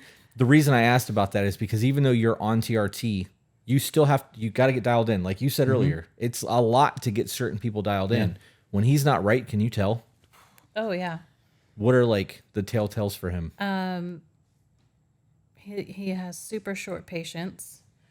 He gets very fixated on things to where if you try and ask him a question about anything, just life or whatever, he gets a super short fuse. There's brain fog there. So I get that. Yeah. Dude, I get that. So it's like everything in me needs to be focusing on this one thing, or I'm not going to be able to get it done if something's off. I get that. I just took, and this was an experiment. It's not something that I condone, but I just tried an oral form of testosterone starting, 2 months ago? 2 months ago. Like the gummies? No, capsule, just Okay. a pill. And she could tell within days. She was like, hey, what are you doing? What you need to switch back. What's going Yeah. on? And it's all, mental health or patience, things like that. I've been experiencing that brain fog. I used to be able to multitask, and I could listen to music, read a book, and have a conversation and keep up with all of it. She asked me a question today, and I'm like, I need 2 seconds to finish doing what I was doing to be able to even talk to her. Yeah. And that's a thing with my estrogen too. If my test is low or my estrogen is high, my focus is fucking gone. Yeah. That was one of those things we had to over communicate about because to me, and I can't always put my finger on it, but I know if, later on it comes around and he's like, oh yeah, I forgot to do my injection. I'm like, yeah, I knew it. But at the time, and I told him it kind of feels like I'm saying like, what, are you on your period? Like girls don't. It's the same girls get thing mad though. when you hear It that, really but fucking is. yeah. Yeah. Almost, almost a mirror, like, because it is all the hormones. I'm okay with it though. Imbalance. I mean, she said it more than a handful of times, and it's never caused an issue. I can handle it. Yeah. Am I on my It's period? 'cause we Maybe. talked- Let it's me go 'cause take we- my AI real Yeah. quick. Because we Yep. over communicated about it, and you were like, yeah, you can ask me. Yeah. And I'm not one of those guys that needs the AI, the anastrozole. So I do take it occasionally, but not on any schedule.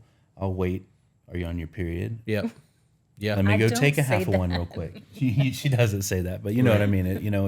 It's That's the energy the question gives. yeah. And then I'll go take one. Yeah. But like the base of it is the same thing. The emotional aspect is from the hormone imbalance. So calling it that is not inappropriate. Like it's pretty accurate. And it makes me empathetic because estrogen is a bitch. Yeah. Like Yeah. I mean, Tell me about it. it's hard to manage, and it for me it's real passive. It feels real passive, but if other people can tell, I can't imagine if those estrogen numbers were female. You know? Like it's rough. Yeah, there's times where I'm just laying in bed. I'm like, oh God, can we stop for like 5 seconds? Let's just put pause on everything. Be watching TV and you'll hear in the arms. I'm like, change the channel. Change the fucking channel. I'm gonna cry. Yeah, that's funny. I don't really have a whole lot of other things to talk about. I've asked everything I've wanted to ask. I didn't come into this super prepared because I didn't know how this was gonna go. I didn't know if you wanted to talk about your podcast or hormones all night long or what, but I'm down for anything that you want to ask us or any kind of conversations you guys want to have. I got a question right now about the 1300 milligrams. Were you able to have sex doing that? There's no way, right? It was nonstop. Really? Yeah. That's absurd. Yeah, it was like 3 or 4 hours at a time. Kind of hard at times. Yeah. But I mean, There were times where it didn't happen at all. yeah. Yeah. It wasn't an issue. really, Not at all. that's crazy. I know that there are people who have issues with that shit, but I don't know. Other than the heart comp, dude, if my heart didn't do that shit, I'd still be on all that shit. And like I had always done low dose cycles. Like I had never done more than a gram a week of test ever. And somebody had posted something on one of the forums that was Dallas McCarver's like death and like all the shit that he was on, and he was taking like 3 grams a week of test and 25 IUs of fucking growth hormone and like all of these drugs. And I'm like, no wonder he fucking died. Yeah. And then I started talking to a couple other pros and they're like, yeah, all those guys are fucking maxed out on shit. And I'm like, that's a lot of fucking drugs, dude. And I was like, but I'm taking 800 milligrams a week. And if these guys are taking, 4 times that amount, I can up my shit a little bit. And I started upping it. And like, I don't know. I really think that the issue wasn't the drugs. It was the red blood cells. I think that my blood got so thick that my heart was having a hard time keeping up. Mm-hmm. And I knew that something was going on because we used to do cardio. I would wear a 40-pound weighted vest and we would go walk 2 miles or 3 miles at a park. And there was the last time that I wore that vest, we had to stop probably 4 or 5 times and I had to pull the off my chest to breathe. I couldn't catch my fucking breath, which when you're doing that every single day, that 40 pounds is nothing. It's just extra weight to help you sweat. I was fucking dying, dude. Mm-hmm. And that was when I reached back out to Titan to try to get that blood dump and they wouldn't give it to me. Wow. That was kind of the downfall of all of that for me because I realized that they didn't give a shit because they could have prescribed that. Right. You don't need to be on therapy. You don't need to get the $300 a month from me. You could charge me $50, write that fucking blood dump prescription and I could go. Yeah. So. How disgusting. Yep. Scary. I'm a big customer service guy. Yeah. I really am. Like you can be mediocre at something and make me feel good about being there and you've got my business. Yeah. I don't want to feel like I'm being taken advantage of. And as a customer, like my money and where I go matters. I call it voting with my dollar. If I like your business, I'm voting by spending my money there. And I want to keep people in business that I believe in. I understand how dangerous this shit can be and not knowing what's going on. Dude, when I found out that my liver lipids were high, I fucking panicked. Yeah. I panicked hard. I called them and I was like, what do you guys got for liver stuff? And like, I already knew what glutathione was. And they're like, well, we have that. I'm like, okay, I need that. And then I'm also like, I'm milk thistle and like liver aids. And I'm taking everything I can. I'm like overdoing it at this point because I don't want to die. Like I want to be healthy. Yeah. But it comes down to understanding. You know what I mean? If I would have just done my blood work the way that I was supposed to every 6 months or every even 4 months while I was on, which I really should have been doing and I didn't, I wouldn't have gotten to that point where I was having fucking heart palpitations in the middle of the night. Yeah. So, but that's one of those things that you get that I've been doing this for so long, I'm invincible. Yeah. And until you're not, you know. Yeah. I'm still a little scared of it. Really? Yeah. I respect it, I guess. Not scared of it, but yeah, I've never. I mean, I've been on it for 10 years or more, and I've never taken more than 350 milligrams in a week. Yeah.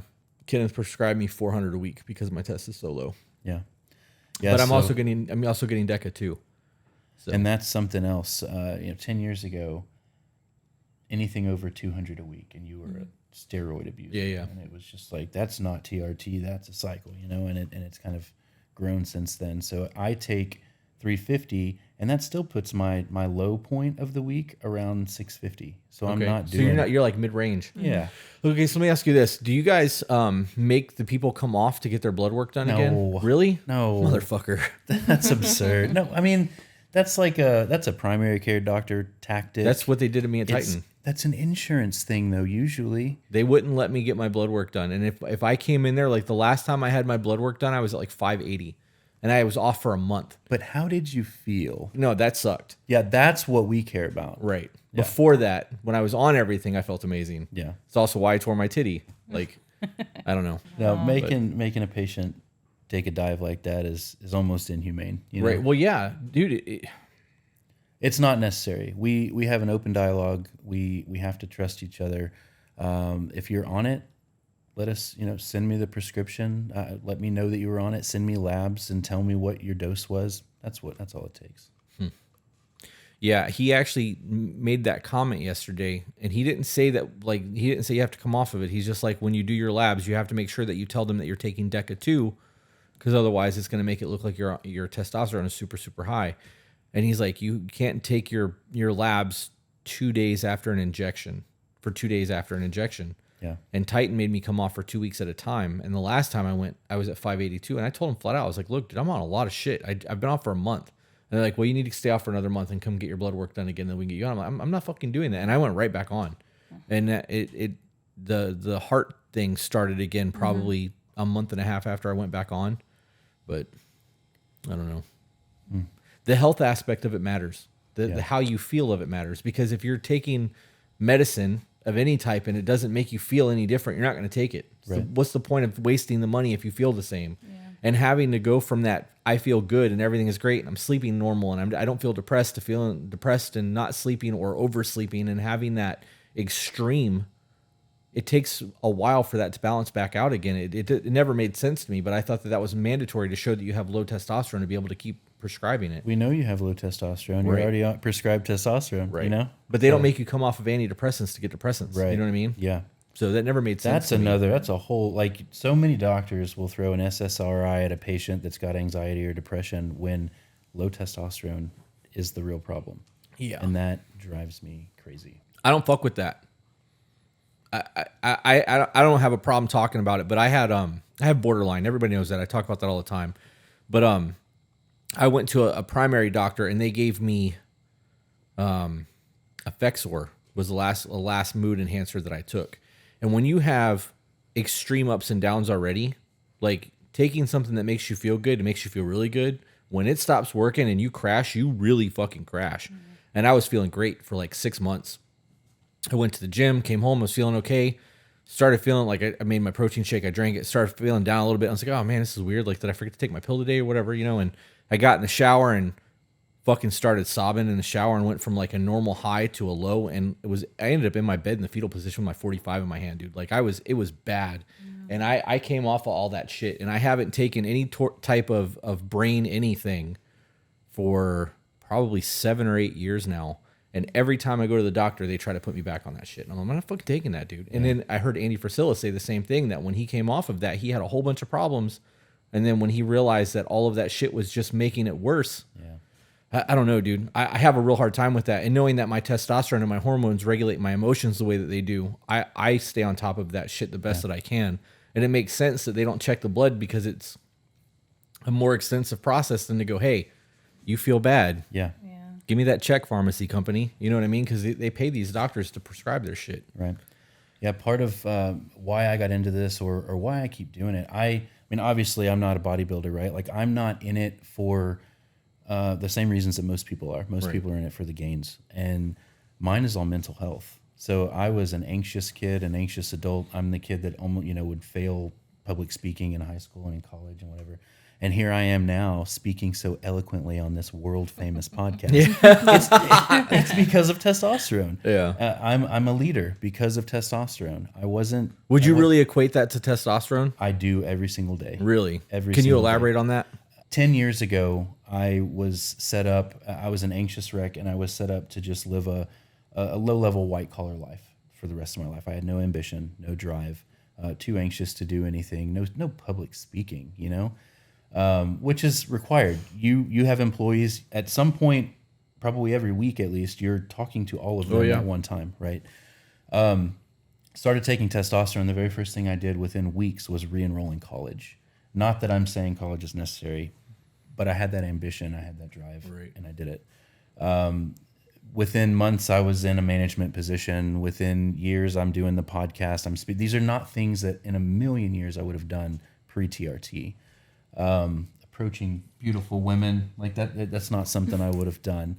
The patience to That was real smooth, by the way. That was good. The ability to keep the beautiful woman with Yeah. the patience and the understanding and what it's done with my communication skills and giving me the ability to say like I do or don't like that directly, and communicate.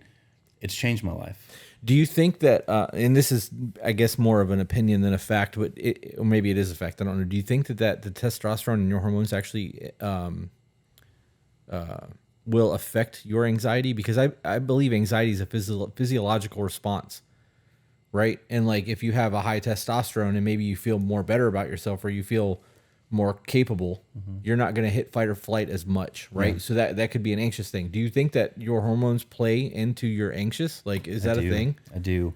It's anecdotal, right? It's just my opinion, but the benefit of having the TRT community and the Facebook group is that I get to see tens of thousands of guys talk about it, and lots of guys, thousands of guys probably, talk about how it's improved their anxiety. Some of them makes it worse, but if it's making it worse, it's affecting it, right? Right. So they get panic attacks, very few. Most of them are like, hey, I started this 6 months ago and now I'm off all my other meds and I'm feeling great. So yeah, I 100% believe and attribute it to the hormones. I've had 2 panic attacks in my entire life, and one of them was because of a t-shirt, Okay. but it was after I came off of everything. Yeah. And that was recent. That was within the last 3 weeks. I put I thought you were gonna rip that shirt off of you. Dude, I put that shirt on and like the texture, because I have texture issues anyways. So like if my shirts feel like, the thick Gildan cotton t-shirts, if it's 100% cotton, I ain't wearing that shit. Yeah. I can't wear cotton underwear or boxers. Like, Like the really soft it has stuff? to be, because Yeah. otherwise it feels very constrictive and itchy and it makes me panicky. Yeah. And it's always been like that. But I've never been able to not just go, not wearing this today.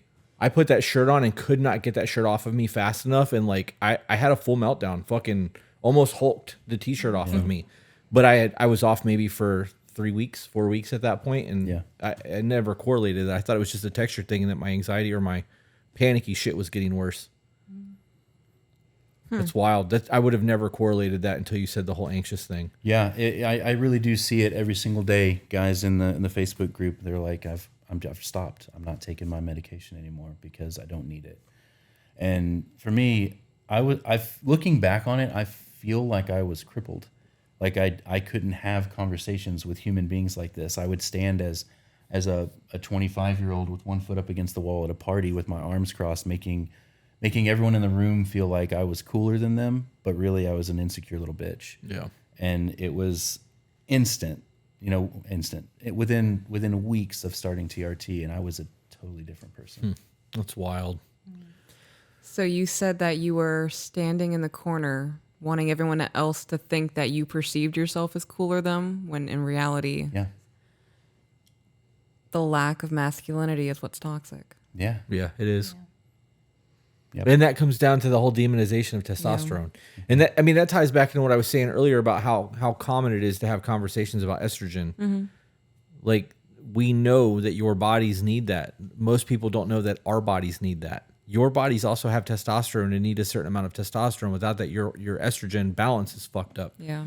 I didn't realize, I knew the estrogen thing since I was little. I didn't understand the balance of all of it until I was much older and started researching a lot of this shit. And it took somebody destroying my estrogen completely. You want to talk about feeling like a void of emotion? I thought I was becoming sociopathic, dude. Yeah. Like, I could watch people like do horrible shit, and I was like, whatever. Only time I've ever felt like that in my life is when I was overdoing Ativan. Did you feel bad physically too? Yeah, oh yeah, I felt like shit. A lot of guys say it's worse than low T. Yeah, it's weird. I don't know. Having low testosterone normally just makes my sleep patterns fucked up and like makes me not want to do the kill it mindset. Like I am a very aggressive, go get it type of person, and I'm highly competitive. And I'm only like that when I'm normal. When my testosterone goes away and it goes down, I just don't care anymore. When my estrogen went out the window and it was completely down, even though I was on a lot of testosterone, that went away too. And it got to the point where like I didn't want to eat. I didn't want to go to the gym. I didn't want to watch TV. What do you want for dinner? I don't care. Like, it was fucking weird, man. Yeah. That's funny. So you're on TRT as well? Yes. How does that work for you? You don't have to answer, but So I'm on like a tenth of his dose, just was it 0.1 or something? yeah. So for me, it's lethargy to the point that we'd be walking around like at an RV show and I could fall asleep walking. Also anxiety and just a general lackluster for life in general. So, and Ken found out my testosterone was low and put me on that small dose. And now it's like, I'm just to the point where I can stay awake all day. Yeah. And I appreciate that so much. Yeah. The lethargy thing is big for me right now. I'll fall asleep on the couch sitting there watching TV. Yeah. Never done that before in my life. Like I can like take a 10-minute power nap and I'm golden. Yeah. Not anymore. It doesn't matter. Come 2-3 o'clock in the afternoon, I feel like I'm 80. It's time for my nap, Yeah. And it happened even today. She was outside Yeah. doing her plant and I was editing and I was like, fuck this. And I sat on the couch, fell asleep sitting up. But I don't do that when I'm on. I don't have the need for it. Like it's weird. It's That was crazy. my number one symptom before TRT. Was tiredness? Like, why am I having to come home from work every day and take this nap? Why am I exhausted? Yeah. At 29. Yeah. That's insane. I couldn't not fall asleep. Yeah. It didn't matter. It didn't matter what I do to try and keep myself awake. It wasn't happening. Also, talking about being thorough with the blood work, Ken found a thyroid issue. I had right off the bat that I've been to doctors upon doctors and had so much blood work and no one ever even mentioned it. So It's a good point. he's changed my life in that aspect too. So he's an endo specialist. So he looked at her blood work and was just like, you got Hashimoto's, And we go so far beyond testosterone or hormones. Yeah. Even, really. It's like you got thyroid issues. Well, I mean, those are hormones too. We got thyroid. We'll treat that. That's wild. He was like, he brought up my prostate. He's like, your prostate numbers are great. I was like, didn't know you checked my prostate. Like, I didn't feel anything go up there. You know what I mean? Like, but it was nice to hear that too because of the amount of shit that I've taken. That's a concern. I'm 40 years old. I should have had my prostate checked, but knowing that my numbers are low, like they're supposed to be, I don't have to go get plugged. Like I'm good. So it's a very comforting thing to hear. I gotta be honest, dude. That he fucking impressed the shit out of me on the phone. I really did come out here. I was like, babe, you gotta. I don't get like that. I was impressed. The amount of knowledge that he has for Yeah. somebody to keep him on the phone for that long and him walk away from that phone call with more knowledge is very impressive. Wow. You're a fangirl. It's cool. Yeah, I mean, I guess I was. Dude, I get off on intelligence. Yeah. If I can have a conversation with somebody smarter than me and I can leave and like take something from it, Right. I value those conversations because it's not meaningless dribble. Like so many people just want to have bullshit conversations to eat the time away. I don't want to do that. I don't do small talk. Yeah. If I'm not going to gain something of value from that conversation, just leave me alone. I would rather be in my own thoughts, having intelligent thought patterns and working through shit than to talk about the weather or your fucking niece Samantha and her 6th birthday and fucking dollhouses. I don't give a shit about any of that. You should go through and just pick out my podcast episodes that I've done with Ken or with Sean. They they're both specialists at Matrix. And over the last, I don't know, 3 years, I've done probably 24, maybe more episodes with one of them. And Sean is the same. He's more of a bodybuilder. He competes, but he knows just as much as Ken does about his own thing. And they're both brilliant. Yeah. I probably will. I'll have to find a link. I mean, I'm gonna need that anyway, so that I can link in the video when we post it to go to your podcast. But this is completely off topic. You guys good with the topic change? Yeah. How much time do you guys have? Whatever. I'm about to piss on myself. Can I go to the bathroom real quick? Do your thing, man.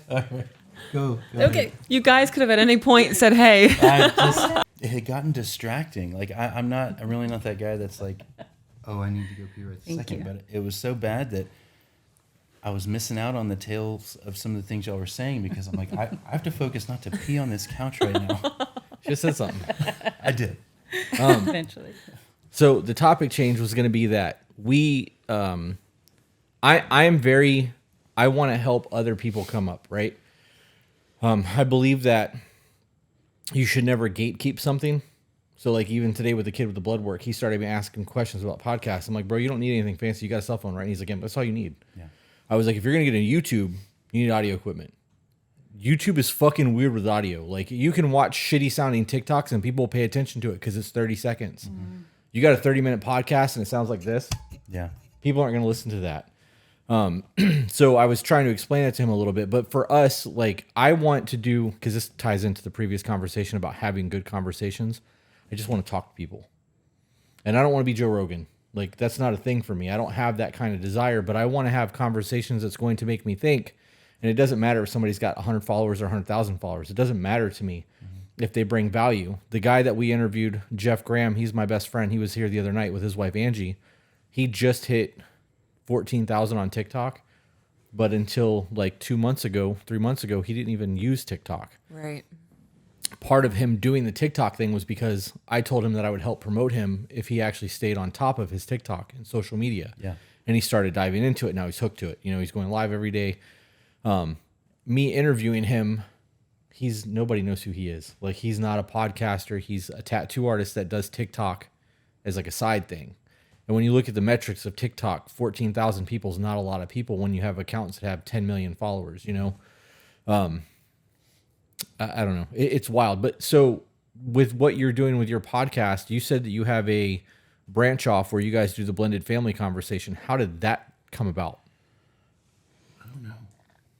I think it was our over communication because we were like, we just start talking about all of the things that could have gone wrong if we didn't talk about them, because most of the big fights that we have had have been just that, is miscommunications. And I know people will say that a lot, but we'll literally digest it and go back and pinpoint the exact thing. You said this is what I thought, or this is what I heard. And that's what, And so it's like, man, I think that so many other relationships, even if it's parent-child, step-parent, stepchild, marriages, whatever, could be saved if people would just talk those things through. It's things as simple as me wanting the dishwasher loaded a specific way and him genuinely questioning me, saying, hey, why do you do that? And me being like, I've been on my own so long, I don't really know. Why do I do that? Right. And then I'm forced to think it through and go a step further and verbalize it and say, oh, well, I put the silverware in upside down so that the water will hit it and wash it better. Just simple things like that he's taken the time to ask, and it's forced me to examine myself. And it's like, man, I think if other people would do that, they would just learn each other a lot better. You would learn yourself a lot better. Oh, yeah. Definitely. Absolutely. So we just thought, hey, why don't we just do that in front of a microphone? Mm-hmm. Yeah. And then we did 3 times. Hopefully more after this. Yeah. I was having a back and forth with somebody in my comments on a TikTok. I can't remember what the conversation on the TikTok was, but they alluded to people just act to act. And I was like, that really scares the shit out of me if somebody doesn't have a why behind their actions. And that's something that I do regularly. I'll sit outside, listen to wind, and be like, you know what? Why do when I lay down, I immediately feel the need to cuddle you? Because it's fucking me. But I ask myself, what? You make me feel safe. At the end of the day, cuddling with you that's one of my massive decompressions, is like, you are home. Right. Yeah. So at the end of the day, falling asleep in your arms is one of the greatest things ever. It happens every day. And that's why I do it. Yeah. You know, I don't know. Why do I slap my thighs when I get excited? Because you have autism. Because I have autism. And that's just, there's so much energy. I don't know. I like breaking down the why of things. So you being open to receiving a why and really picking out, well, just, I don't know. Maybe I don't want to stab myself with a knife when we put it in. So blade down. Yes. Yeah. Yeah. There's a lot to that in what you guys just said. I know you're about to say something, so I'll be quick. When you ask questions like, why do you load the dishwasher that way? Or the genuine why, and you actually take the time to talk, that is normal conflict beginnings. Why do you do it that way? What do you mean, why do I do it that way? Just fucking do it the way I asked you to do it. Why do you always question me? need Right. for the That's defense. that's super normal shit. And a lot of people have problems in their marriage because they're aggressive towards each other instead of just trying to understand. We have that communication misunderstanding a lot because we communicate very differently. And when we realize that we communicate differently, I have to be like, okay, this is what I heard, but that's not what I said. Okay, wait a minute. Then I need you to repeat it in a different way to make me understand it. And that's 10 to 15 minutes. And then our conversations are done. We don't have conflict at all anymore because I know she's not being mean to me. And it took a long time to understand that she's just trying to express herself. She's not digging. But that comes down to having a healthy relationship because, you know, you could be like, listen here, you fat fuck. You know what I mean? And like, you could really berate me. You don't do that. You really try to get to the root to try to make me understand what's going on. And because we don't do that to each other, we could have that dishwasher conversation. Yeah. I don't like being in conflict. It's so exhausting. Oh my It is gosh, exhausting. yes. Oh my gosh. Really, like, I just, even after like the 10-minute disruption, I was like, okay, nap time. Like, You need to get your blood work done. Part of it too, I think, was to sound cocky, just realizing that after time. I'm going to move that microphone a little bit closer. Closer. Did you look at the levels, or could you just feel it? I can feel it. Spidey sense. After being together a certain amount of time, we still really, really liked each other. We still communicated really, really. It's crazy well. how that works, right? Well, I mean, it is. It because is. We had never been in this kind of, Yeah. kind of, and we still weekly at least are like, can you believe like we like each other so much? You know, everything. I want to do most things with you. I've done at 39 years old. I've done firsts with Kayla that I didn't. She's in my brain, you know, and it's never been that way. So It's like, exciting, right? Yeah. And we don't even have those things modeled for us. No. Haven't our whole lives. Yeah.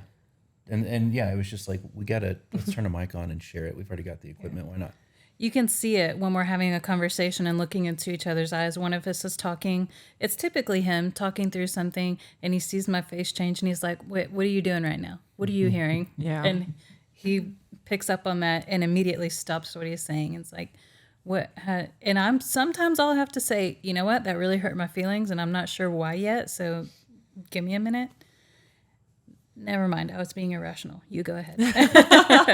Processing. yeah. Yeah. I'm processing, and I was you with, yeah, no, that was me. I'm irrational. Keep going. Or even that's not you. That's a trigger from the past. So yeah, please continue. Are you an out loud thinker?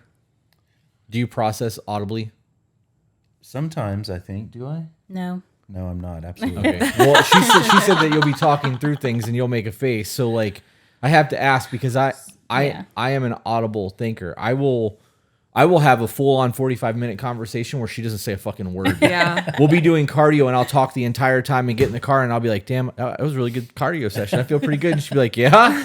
Because you didn't shut the fuck up the whole time we were walking. No, she's never actually said that. But That's so funny. she does. She can tell when I'm going through it. And she's like, I'm sorry you're going through so much right now. Because she knows when I'm doing that, like I'm working through a lot of things in my brain. And she'll ask me too, do you need feedback right now or are you just processing things? And like she's in tune to that shit. Yeah. A lot of times I don't need feedback unless I'm like, okay, what do you think? And then I'll stop talking so that you can process what the 90-minute conversation that I just had with myself. But I also think that helps our communication because it gives her an insight to the way my brain works. And that's why I was asking if you did that or not, because you guys seem to be very in tune with each other. We do that. And I have said that, like, this is what's going on in my brain. And sometimes Conscious effort, though. Yeah, but sometimes I feel like I am thinking out loud. I'm not seeking feedback, but not because I don't want it, because I feel like I need to apologize for what I'm doing. Like, Right. I'm so sorry I'm dumping this on you for 15 minutes, you know? I usually get the feedback, which I appreciate, but I guess to me it does feel like I'm thinking, because I am an overthinker, and I'm like, let me get my spreadsheet and let's go through every scenario and figure out the best way. Yeah. Well, and because you've been knocked down for that in the past, like, my gosh, would you just make up your mind already? And it's not you changing your mind, it's just you going through every scenario. And I happen to appreciate it. I happen to appreciate being involved in those choices or those thought processes. So It's definitely a trigger for me, because it was a problem for a partner in the past. And she used to say, I'm not going to change my answer if you say it a different way. And I'm like, I'm not really saying it a different way. I'm thinking out loud, you know, I'm going through every scenario and trying to choose the best or the safest or whatever. So yeah, maybe it is a trigger. that's why I think of it as a conscious effort for you, because you are literally apologizing the whole time. And I'm like, you don't have anything to apologize for. Or if I miss an You're exit, making me feel important. holy shit. I'm so sorry I did that. I don't miss that because I couldn't that's her care less. department. Really? Well, She goes to airports and shit when she's by herself. Yeah. That's a story. man. So I will tell that story in a moment. The apologizing profusely for missing an exit. He surprised me with Scottish Highland cows in Tennessee. He missed the turn and he felt bad. I pulled over, was waiting to get completely fucking berated. That's a life experience. yeah. And once that happens, you'll never live that down. Like, you'll never forget that. That's exactly Yeah. what that was. Yeah, like he turned the car around and I was like, "Oh, it's a Dollar General. That's a surprise." And like I was joking about it, and it got to a point he was like, "I really was so glad that you made a joke instead of getting mad at me." And it wasn't even on my radar to get angry about that situation, cuz Yeah. segueing into, I ended up at an airport. We went and we got our windows tinted in the cars, and I'm driving home and I'm vibing and lovely days on, and I'm holding the note and I'm like, "Hey," and I look up and I'm at the international airport and I'm like, "This isn't the interstate. I'm not heading home." She went in the wrong direction. I was following the GPS, so I was like, I don't know if I made the wrong turn. It's just directing me. No wow. idea what happened. I was like, I'm gonna have to tell my husband this, and he is gonna think that I can go absolutely nowhere by myself. That missed an exit thing when that happened, because I planned a whole week. We went for a whole week to Tennessee so that she could see Highland cows, and I missed the turn, pulled over, waited for traffic, and the entire time that we were in that parking lot, I was waiting for it. Like, and we're getting ready to go to a surprise thing for her, so like should be happy and giddy, but like internally I'm fucking panicking, thinking that I just ruined our entire day by missing the turn. And there was no conflict. And then the GPS took us to the wrong farm, and it triggered that all over again. And that is a lived experience that's happened so many times to me in the past that I was waiting for that. Yeah. That the realization that you are not in a dangerous position with your partner. I never felt like I was in danger. I was in danger of having like conflict, but not danger like in fear of my safety. Right. I don't have that with you. And I don't have that with you because all of the lived experience that we've had, you've never done those things. So it's allowed me to have my guard down and be more goofy or playful or like make fun of myself for missing the turn instead of getting super anxious about it. That's wild. I would have never correlated all of that until just now. Yeah. Isn't that crazy to think That about? was fun. Sorry. Yep. How long have y'all been together? Not long enough. Right? Nope. I got at least the rest of my life. I'm glad you came off of everything. Yeah. Got the blood dump. Yeah. Me too. We've known each other for quite a while. We met. Actually, she was dating my best friend, and I was still married. Yeah. And this will all get cut out of the podcast. We make it a point to not talk about, like, we're not sharing wedding photos. We're not giving details on our marriage, where it was at, like none of that shit, because there's nobody knows how old I am. Yeah, her age. Yeah. Really? We don't talk about the kids. If kids' names get brought up, we cut that shit out. We don't. That's smart because you're super famous now. Well, I mean, the death threats was what did it it. really is Yeah. smart. It's wild to me that you keep. I know that you're doing it now just to be funny, but like it that shit's crazy to me. I'm that really people not. feel that way. I mean, I am, but y'all are legit. That's crazy to me. Yeah. Right. You guys walked out of here and I walked over there and I was like, he called us famous. Right. I was like, no. I flew from love that. Texas. This isn't a business trip. I flew here for y'all and then went to the office one day while I was here. Yeah, but you get to write it off on your taxes. So Yeah, but it's not still- like you came out of pocket for all this. No, but you know. That's actually really crazy to me because I thought that, like, because you guys were in town, you're able to stop by. No, because I'm in town, there. I was able to Stop by the office. Yeah. Yeah. Thank you. Yeah, that's, And by the Really, way, like you guys disrupted your whole lives. Well, we hopped on the PJ and yeah. Ken and Sean would do the same if you Yeah. ever want to talk to them. Well- They are crazy. I want to go see The Office and shit. So, but he told me that they, I guess one of the partners just sold the building and they're looking for a new location. Yeah. I don't want to get involved until they've got situated. I know how crazy that shit is because I've opened shops and had to move locations. I'm not trying to interrupt people's lives. Yeah. But yeah, I would like to dude, that falls back into what I was saying earlier. I want to interview everyone. I want to have conversations that's not relationship shit, but I also do want to try to get people here with their partner. That's why when you're like, hey, can my wife come? I'm like, absolutely. Like that does it for me because now I can have conversations. And if y'all didn't have a healthy relationship, we could Dr. Phil this motherfucker. Right. When you told me that he was going to bring his wife, and I was like, not only is it going to be another woman in the room, I was like, if they have relationship problems, we could, like real time, like sorry to tell you guys. We could. You want to act like Jerry Springer? No, Or, I get enough of that in our emails. I think it's even better that you guys have a very healthy relationship with the values that we speak on. yeah. And the I think that's super communication is dope. big. Well, and that's what caught my attention first, right? It was Yeah. like so relatable. That kid that took my blood today was like, I'm 22 years old and nobody has the values that I'm seeking. I'm like, well, what do you mean? He's like, well, I work hard and like I'm a Christian, and like he started like laying it in.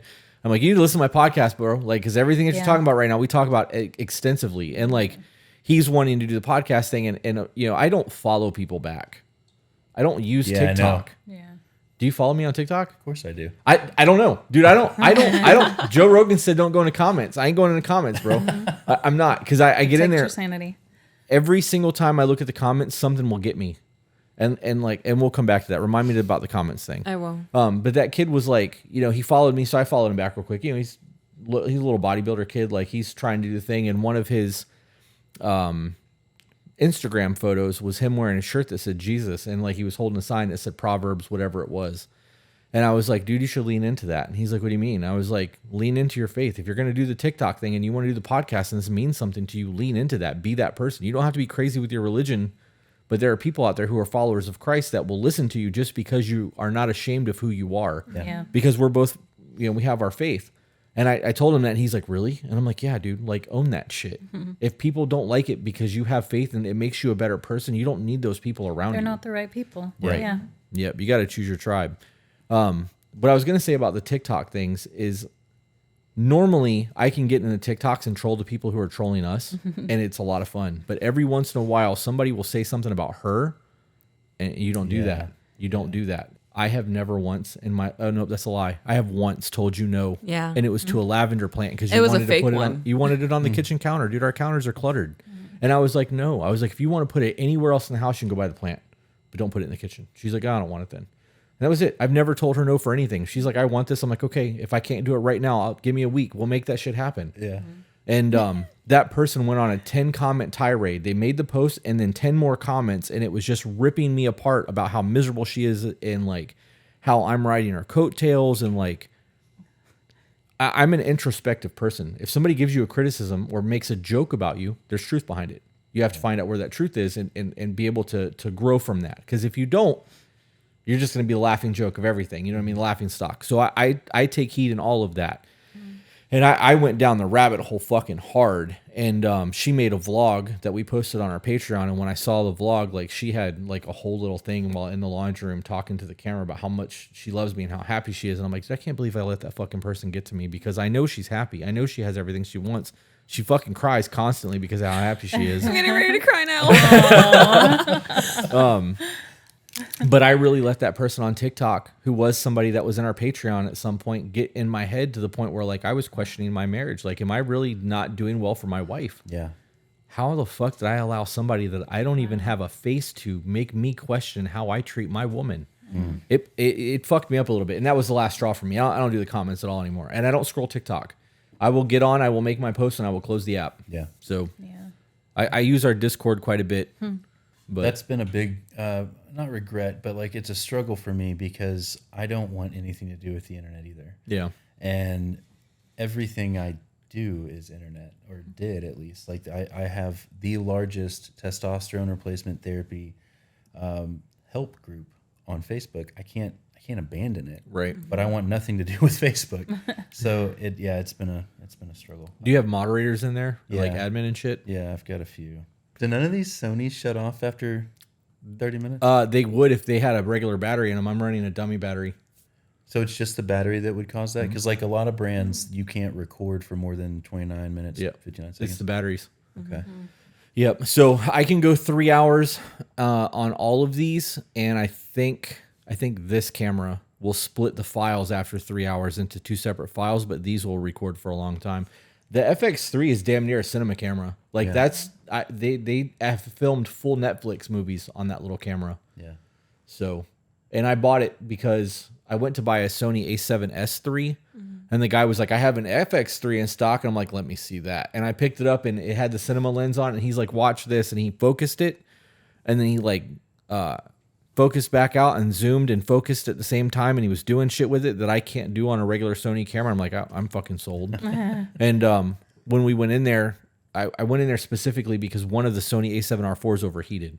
And I was like, well, I can't have an overheat issue. I obviously was recording in 4K. I don't do that now. 1080 is it because I don't want the cameras to overheat.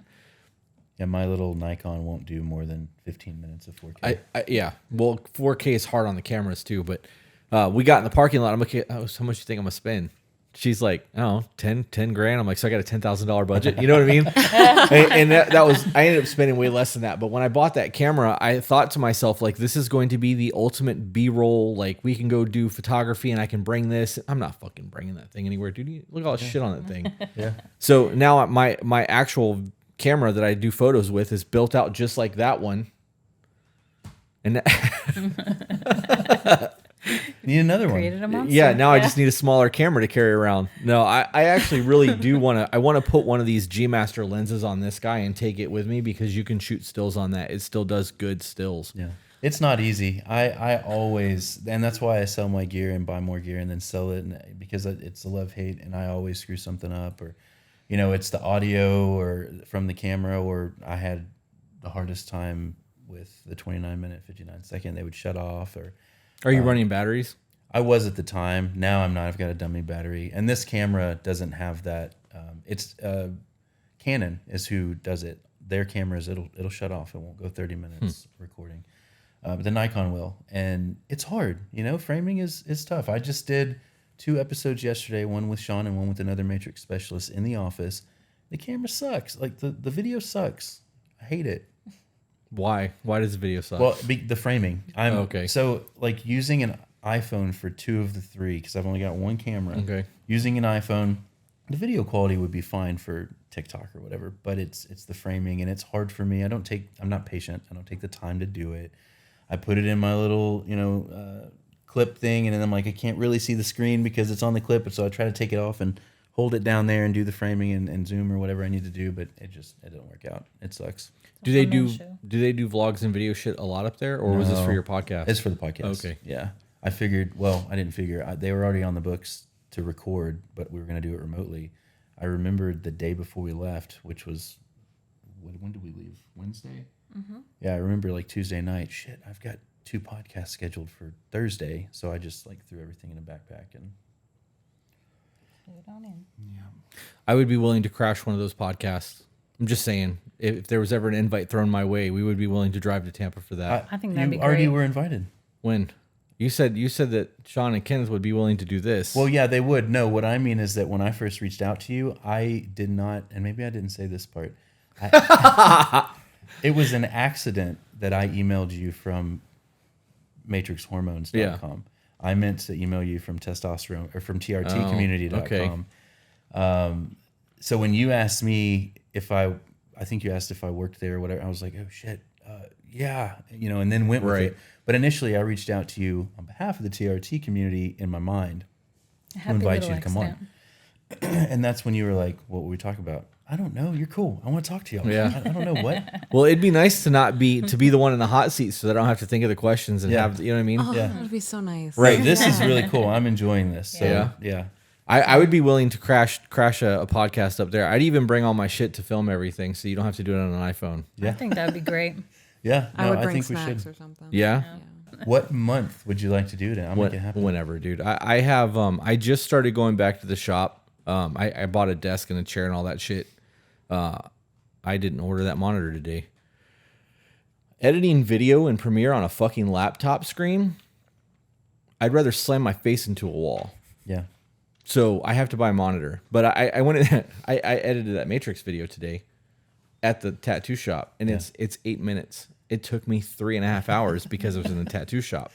If I was here, it would have taken me 15 minutes. Yeah. I can blow through an entire 3-hour podcast in 5.5 hours, 6 hours tops. How do you, so like this right here, how do you remember what needs to get cut out? You go into I watch it. the whole thing? Oh yeah. Yep. I will scrub certain parts because I will remember, okay, this conversation was safe, and I'll just scrub until one of us stopped talking, and then I'll play for a minute and then scrub again. But because I have 3 cameras, I line up, my timeline is super simple. I put her on top, me underneath of her, and third camera on the bottom. So in the event that like one of us are on a tirade, I can use that third camera just as a camera switch because nobody wants that like constant thing. And I just sync it to my audio file from the Rodecaster. And then I just watch it. So if it's a 3-hour video, it's going to take me probably 2.5 hours of clipping and backspacing to like make things look the way I want it to look. But it's gotten a lot faster. I've gotten a lot faster with editing. When we first started this, a 3-hour episode would take me 8 hours to edit. Yeah. You used to have to split it up into 2 days. Yeah. Now it's super fast. Yeah. It was not super fast at the shop though.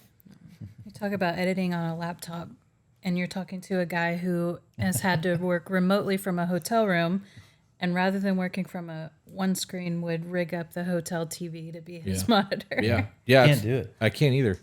You get so used to having such a giant work area that trying to do it condensed, it just sucks. Until just a couple months ago, my main monitor at home was a 50-inch flat screen. Yeah. And that, you can, the snipping tools and stuff, you can make, it was essentially the same as 2 47-inch monitors, the way that it splits up.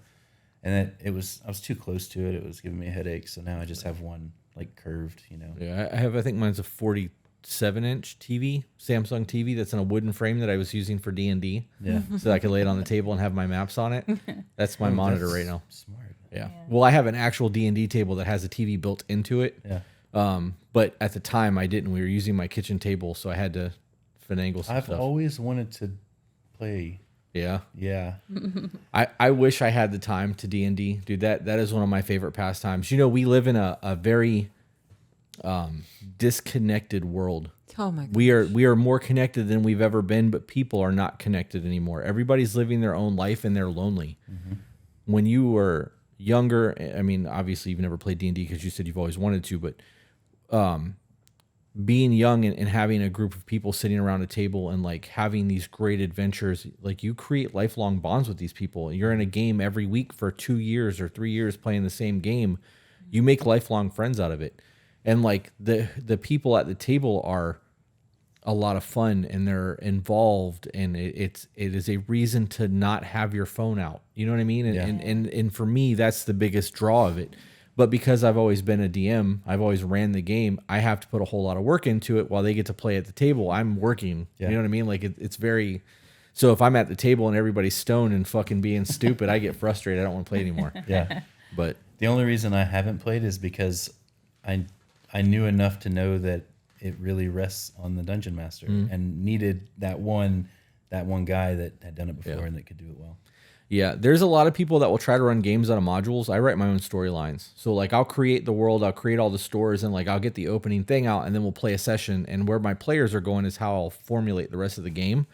But it's not about me, and it's not about the story. It's about them having a good time. So it's a lot of yes and, or why are you going to do that? And once you understand that and you can ad lib and make shit up as you go, the games get really fun. And I've played as a player from level 1 to level 18 was the longest game I've ever been in. It was like 2.5 years. And I'll never forget it. We played every Sunday, and every Sunday it was 6 to 8 hours of game time. Like, it was a fucking blast. Everybody would bring food. It was like a potluck. We'd all fucking stuff our faces and then play D&D all day long. And I have lifelong friends because of that, you know.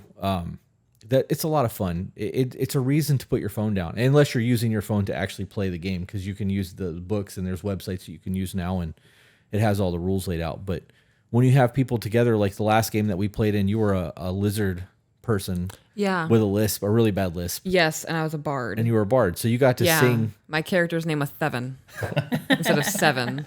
And there was a point, so my character wore a very fluorescent pink wig because she was insecure about being bald because she was a lizard. So she had this wig, and we were trying to steal something from somebody. Yeah. So at some point, everybody was drunk. We were at a show in like a camp for warriors or something, and we're putting on a show, me and my counterpart.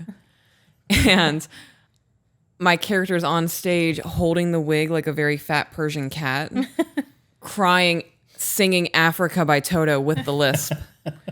And I think that's probably one of my most artistic, fantastic masterpieces I've ever done. Yeah. So this room at the time was the D&D room, and she's actually standing up singing drunk Africa with a lisp as a lizard person, and everybody in here is laughing. Like, amazing. But those memories are going to last you a lifetime. You know what I mean? And it goes a long way. D&D there's actually there are psychologists that are using Dungeons and Dragons to help kids through therapeutic sessions. If they've been molested or they've had traumatic experiences, they're using D&D to work through that.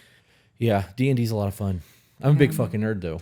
You know what I mean? And like when I tell people that shit, they're like, yeah, ha ha ha, because of the way I look. But like I am. It's bad. It's fun. And I get the research thing too. Like even with the car, like I spent probably 6 months looking at that car because I believed we were going to hit 100,000 and that was going to be my gift to myself. And I went hard, dude. And even right before we bought it, I was out there like second guessing myself, looking at other options and looking at BMWs and like Looking for cheaper options. Yep. We know that dance. Yeah. Yep. With me, it's usually a smaller scale, and it's like, do I want the riding mower tractor or the zero turn? You know, Dude, I do it over journals, ink pens. It doesn't fucking matter. I hyperfixate hard. Yeah. And I want to know everything I can about it. Everyday carry, holsters, Yeah. new pew-pews. Like I went down that YouTube rabbit hole. I've done it with everyday carry. I've done it with ink pens. I did it with fucking box cutter. I have a titanium box cutter. Who the fuck has a titanium box cutter?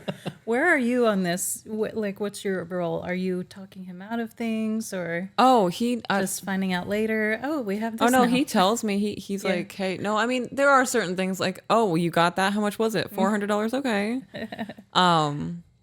It's a give or take. I honestly don't care what he spends money on. At the end of the day, if the lights get shut off, he knows why. Right. That's not my problem. I was gonna say, because being married to someone responsible, obviously we know we don't have to worry about things like that, and then they never tell us no, and plus they work really hard. So for me, it's like, of course you can have whatever you want. I And feel terrible about it though. he struggles really? with it. Really? I just like seeing you happy. You guys are so sweet, Right? and we're That's such brats. That's so great to hear because I need some cameras. Yeah. I love that you think that because the whole time I've been Yes. looking at everything in here. yes, we do. I'm digging this tripod over here too. That tripod I got on sale. That stand is amazing. The aperture I'm digging. Yeah, I'm a fan. You've been talking. Yeah, you know that. aperture because I've been saying that. Yeah, I don't have any. Well, I had the little rectangle ones for a while. You know. Isn't that support weird? It's astonishing, dude. Like you don't know what to do with it. Like, is this a trap? Yeah.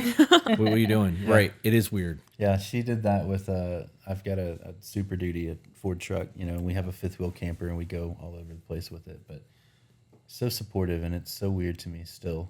She's like, you need the truck. We got to pull a camper. We're gonna get a camper. You need the Safely. truck. Go get the truck. Daddy deserves the truck. And it's bizarre. I need a truck. Oh, I know. We've discussed that. I bought that fucking car, and 3 days later, I'm on the website looking at trucks, and she's like, "What are you doing?" I was like, "We need a pickup truck." I was like, "I can't put boxes in my car." It's true. That was really the conversation. Yep. I can't put boxes in my car. We're going on 3 hours. Oh, wow. We'll probably end up cutting this down to like 2 because there's a Yeah. whole lot of shit in there that I can't leave in here. But Yeah. I think we should wrap the podcast up. And if we want to still talk, we can. But I don't want to have to worry about the editing thing. So Yeah, I was sitting here thinking this is going to be a nightmare for him. yeah. Well, I mean, I don't have anything to do. So like I can go to work and I can edit at work, or I can do it here when the kids are here. Because when she's got the kids, they're watching Bluey and shit. We always tell people, so I can't say we always because it's not like we've had a whole lot of interviews, but we do tell people when they're here or when we're interviewing them that you can say whatever you want at the end of a podcast if you have a message you'd like to get out. So if you would like to plug your podcast, or if you have anything you guys would like to throw out into the universe, Yeah, that is the To Be Better universe, absolutely. have at it. All Things Testosterone podcast would basically break down, it's TRT 101. Go over all the basics. Excuse me. Interview doctors and scientists. The TRT community Facebook group is a good place to go. And obviously Matrix Hormones. Check us out. And I want to thank you guys both for being your authentic selves and so open-minded and willing to share and mentor mindset, and for having us here. I really appreciated too. it. Yeah. I'm glad you guys weren't super weird. Right. Right? I'm not going to lie. Chris Well, came to me and he was like, all right, so we booked an interview with the Hormone guy. And I was like, all right, dope. So when are we doing the Zoom call? And he was like, no, they're coming here. And I was like, what? I was like, we're just going to have some, okay, Yeah. all right, strangers. I've done that before. Like, I haven't had a stranger to my house yet, but I have thrown a couple of invites out. And then after, I'm like, What did I do? oh, shit. Like, Yeah. did you do that? Not with you. I've had, so we follow, I keep wanting to say I Am King Henry. I know he changed his TikTok. It's Henry and Victoria Doss. They do, he's a little more stern than we are in terms of like his faith and the way he portrays the traditional value marriage. But I fucking love that dude. And like every time he pops up on my shit, I will actually stop. So like in the event that I'm clearing out notifications and he's there, TikTok's like, gotcha, bitch, because I watched the fucking video. And now he's on my Instagram. So when I will log into Instagram to watch his content because I don't have to be on TikTok. Yeah. So he was like, I'd be willing to come to Florida. And I was like, okay, dope. And that was the first time anybody had offered to come here. And then I was like, oh, do I really want some strangers in my house? But I also sent him a whole bunch of podcasting equipment. So all of our original podcast equipment that we had, all of our boom arms, all of the Rode microphones, the shock mounts, the headphones. I sent him an entire box. But I reached out to him and I was like, what are you guys using to record your stuff? And he's like, we have iPhones and one camera. And I was like, what are you doing about your podcast? Because I know you have a podcast. He's like, they were holding a gray microphone. Like it looked like a cheap. And I was like, dude, I just upgraded all my shit. I was like, I will send you everything. He's like, what? I'm like, yeah, you can have my microphones. Like, it probably sent him like $3,000 worth of shit. Nice. And he's like, dude, you're blessing us with all this. I appreciate it so much. I'm like, look, dude, I love what you guys are saying. And if I can help you guys come up in any way, shape, or form, you let me know. I'll help you out. And he's asked me questions since then. And I always tell him, I'm like, dude, anything. Doesn't matter what it is. If you need to know it, ask me. If you need help, I got you. Because I enjoy the content. And I want to see his channel do what our channel's doing. And if I believe in something, I want to support that environment to help people grow. And I don't remember why that even came up.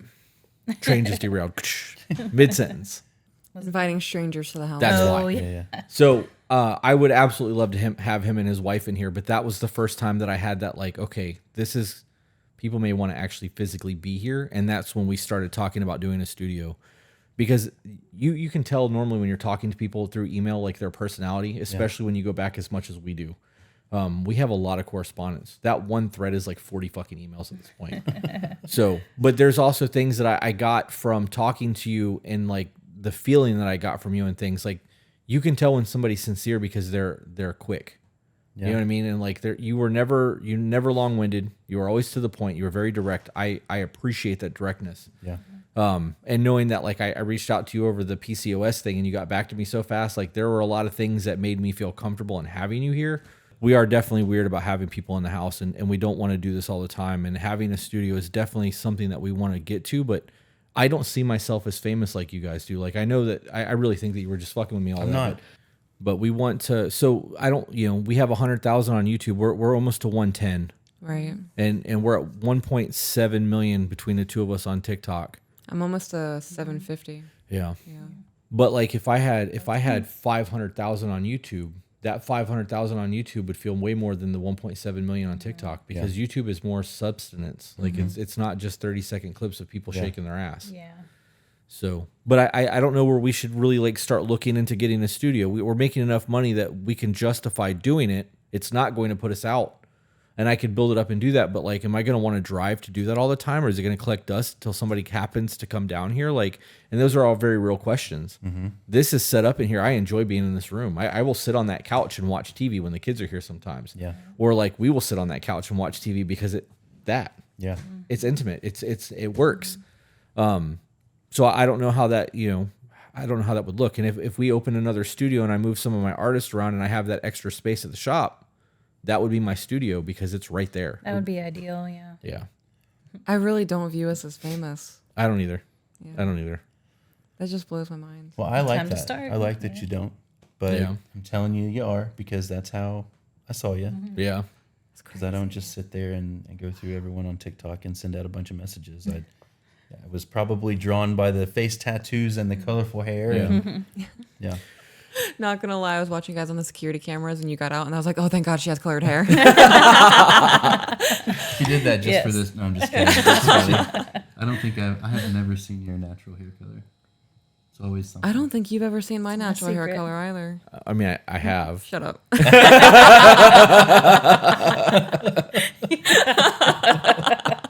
That's funny. All right, guys. With that being said, we will catch you guys on the next one. Oh, Bye, guys. I thought we already. I'm so sorry.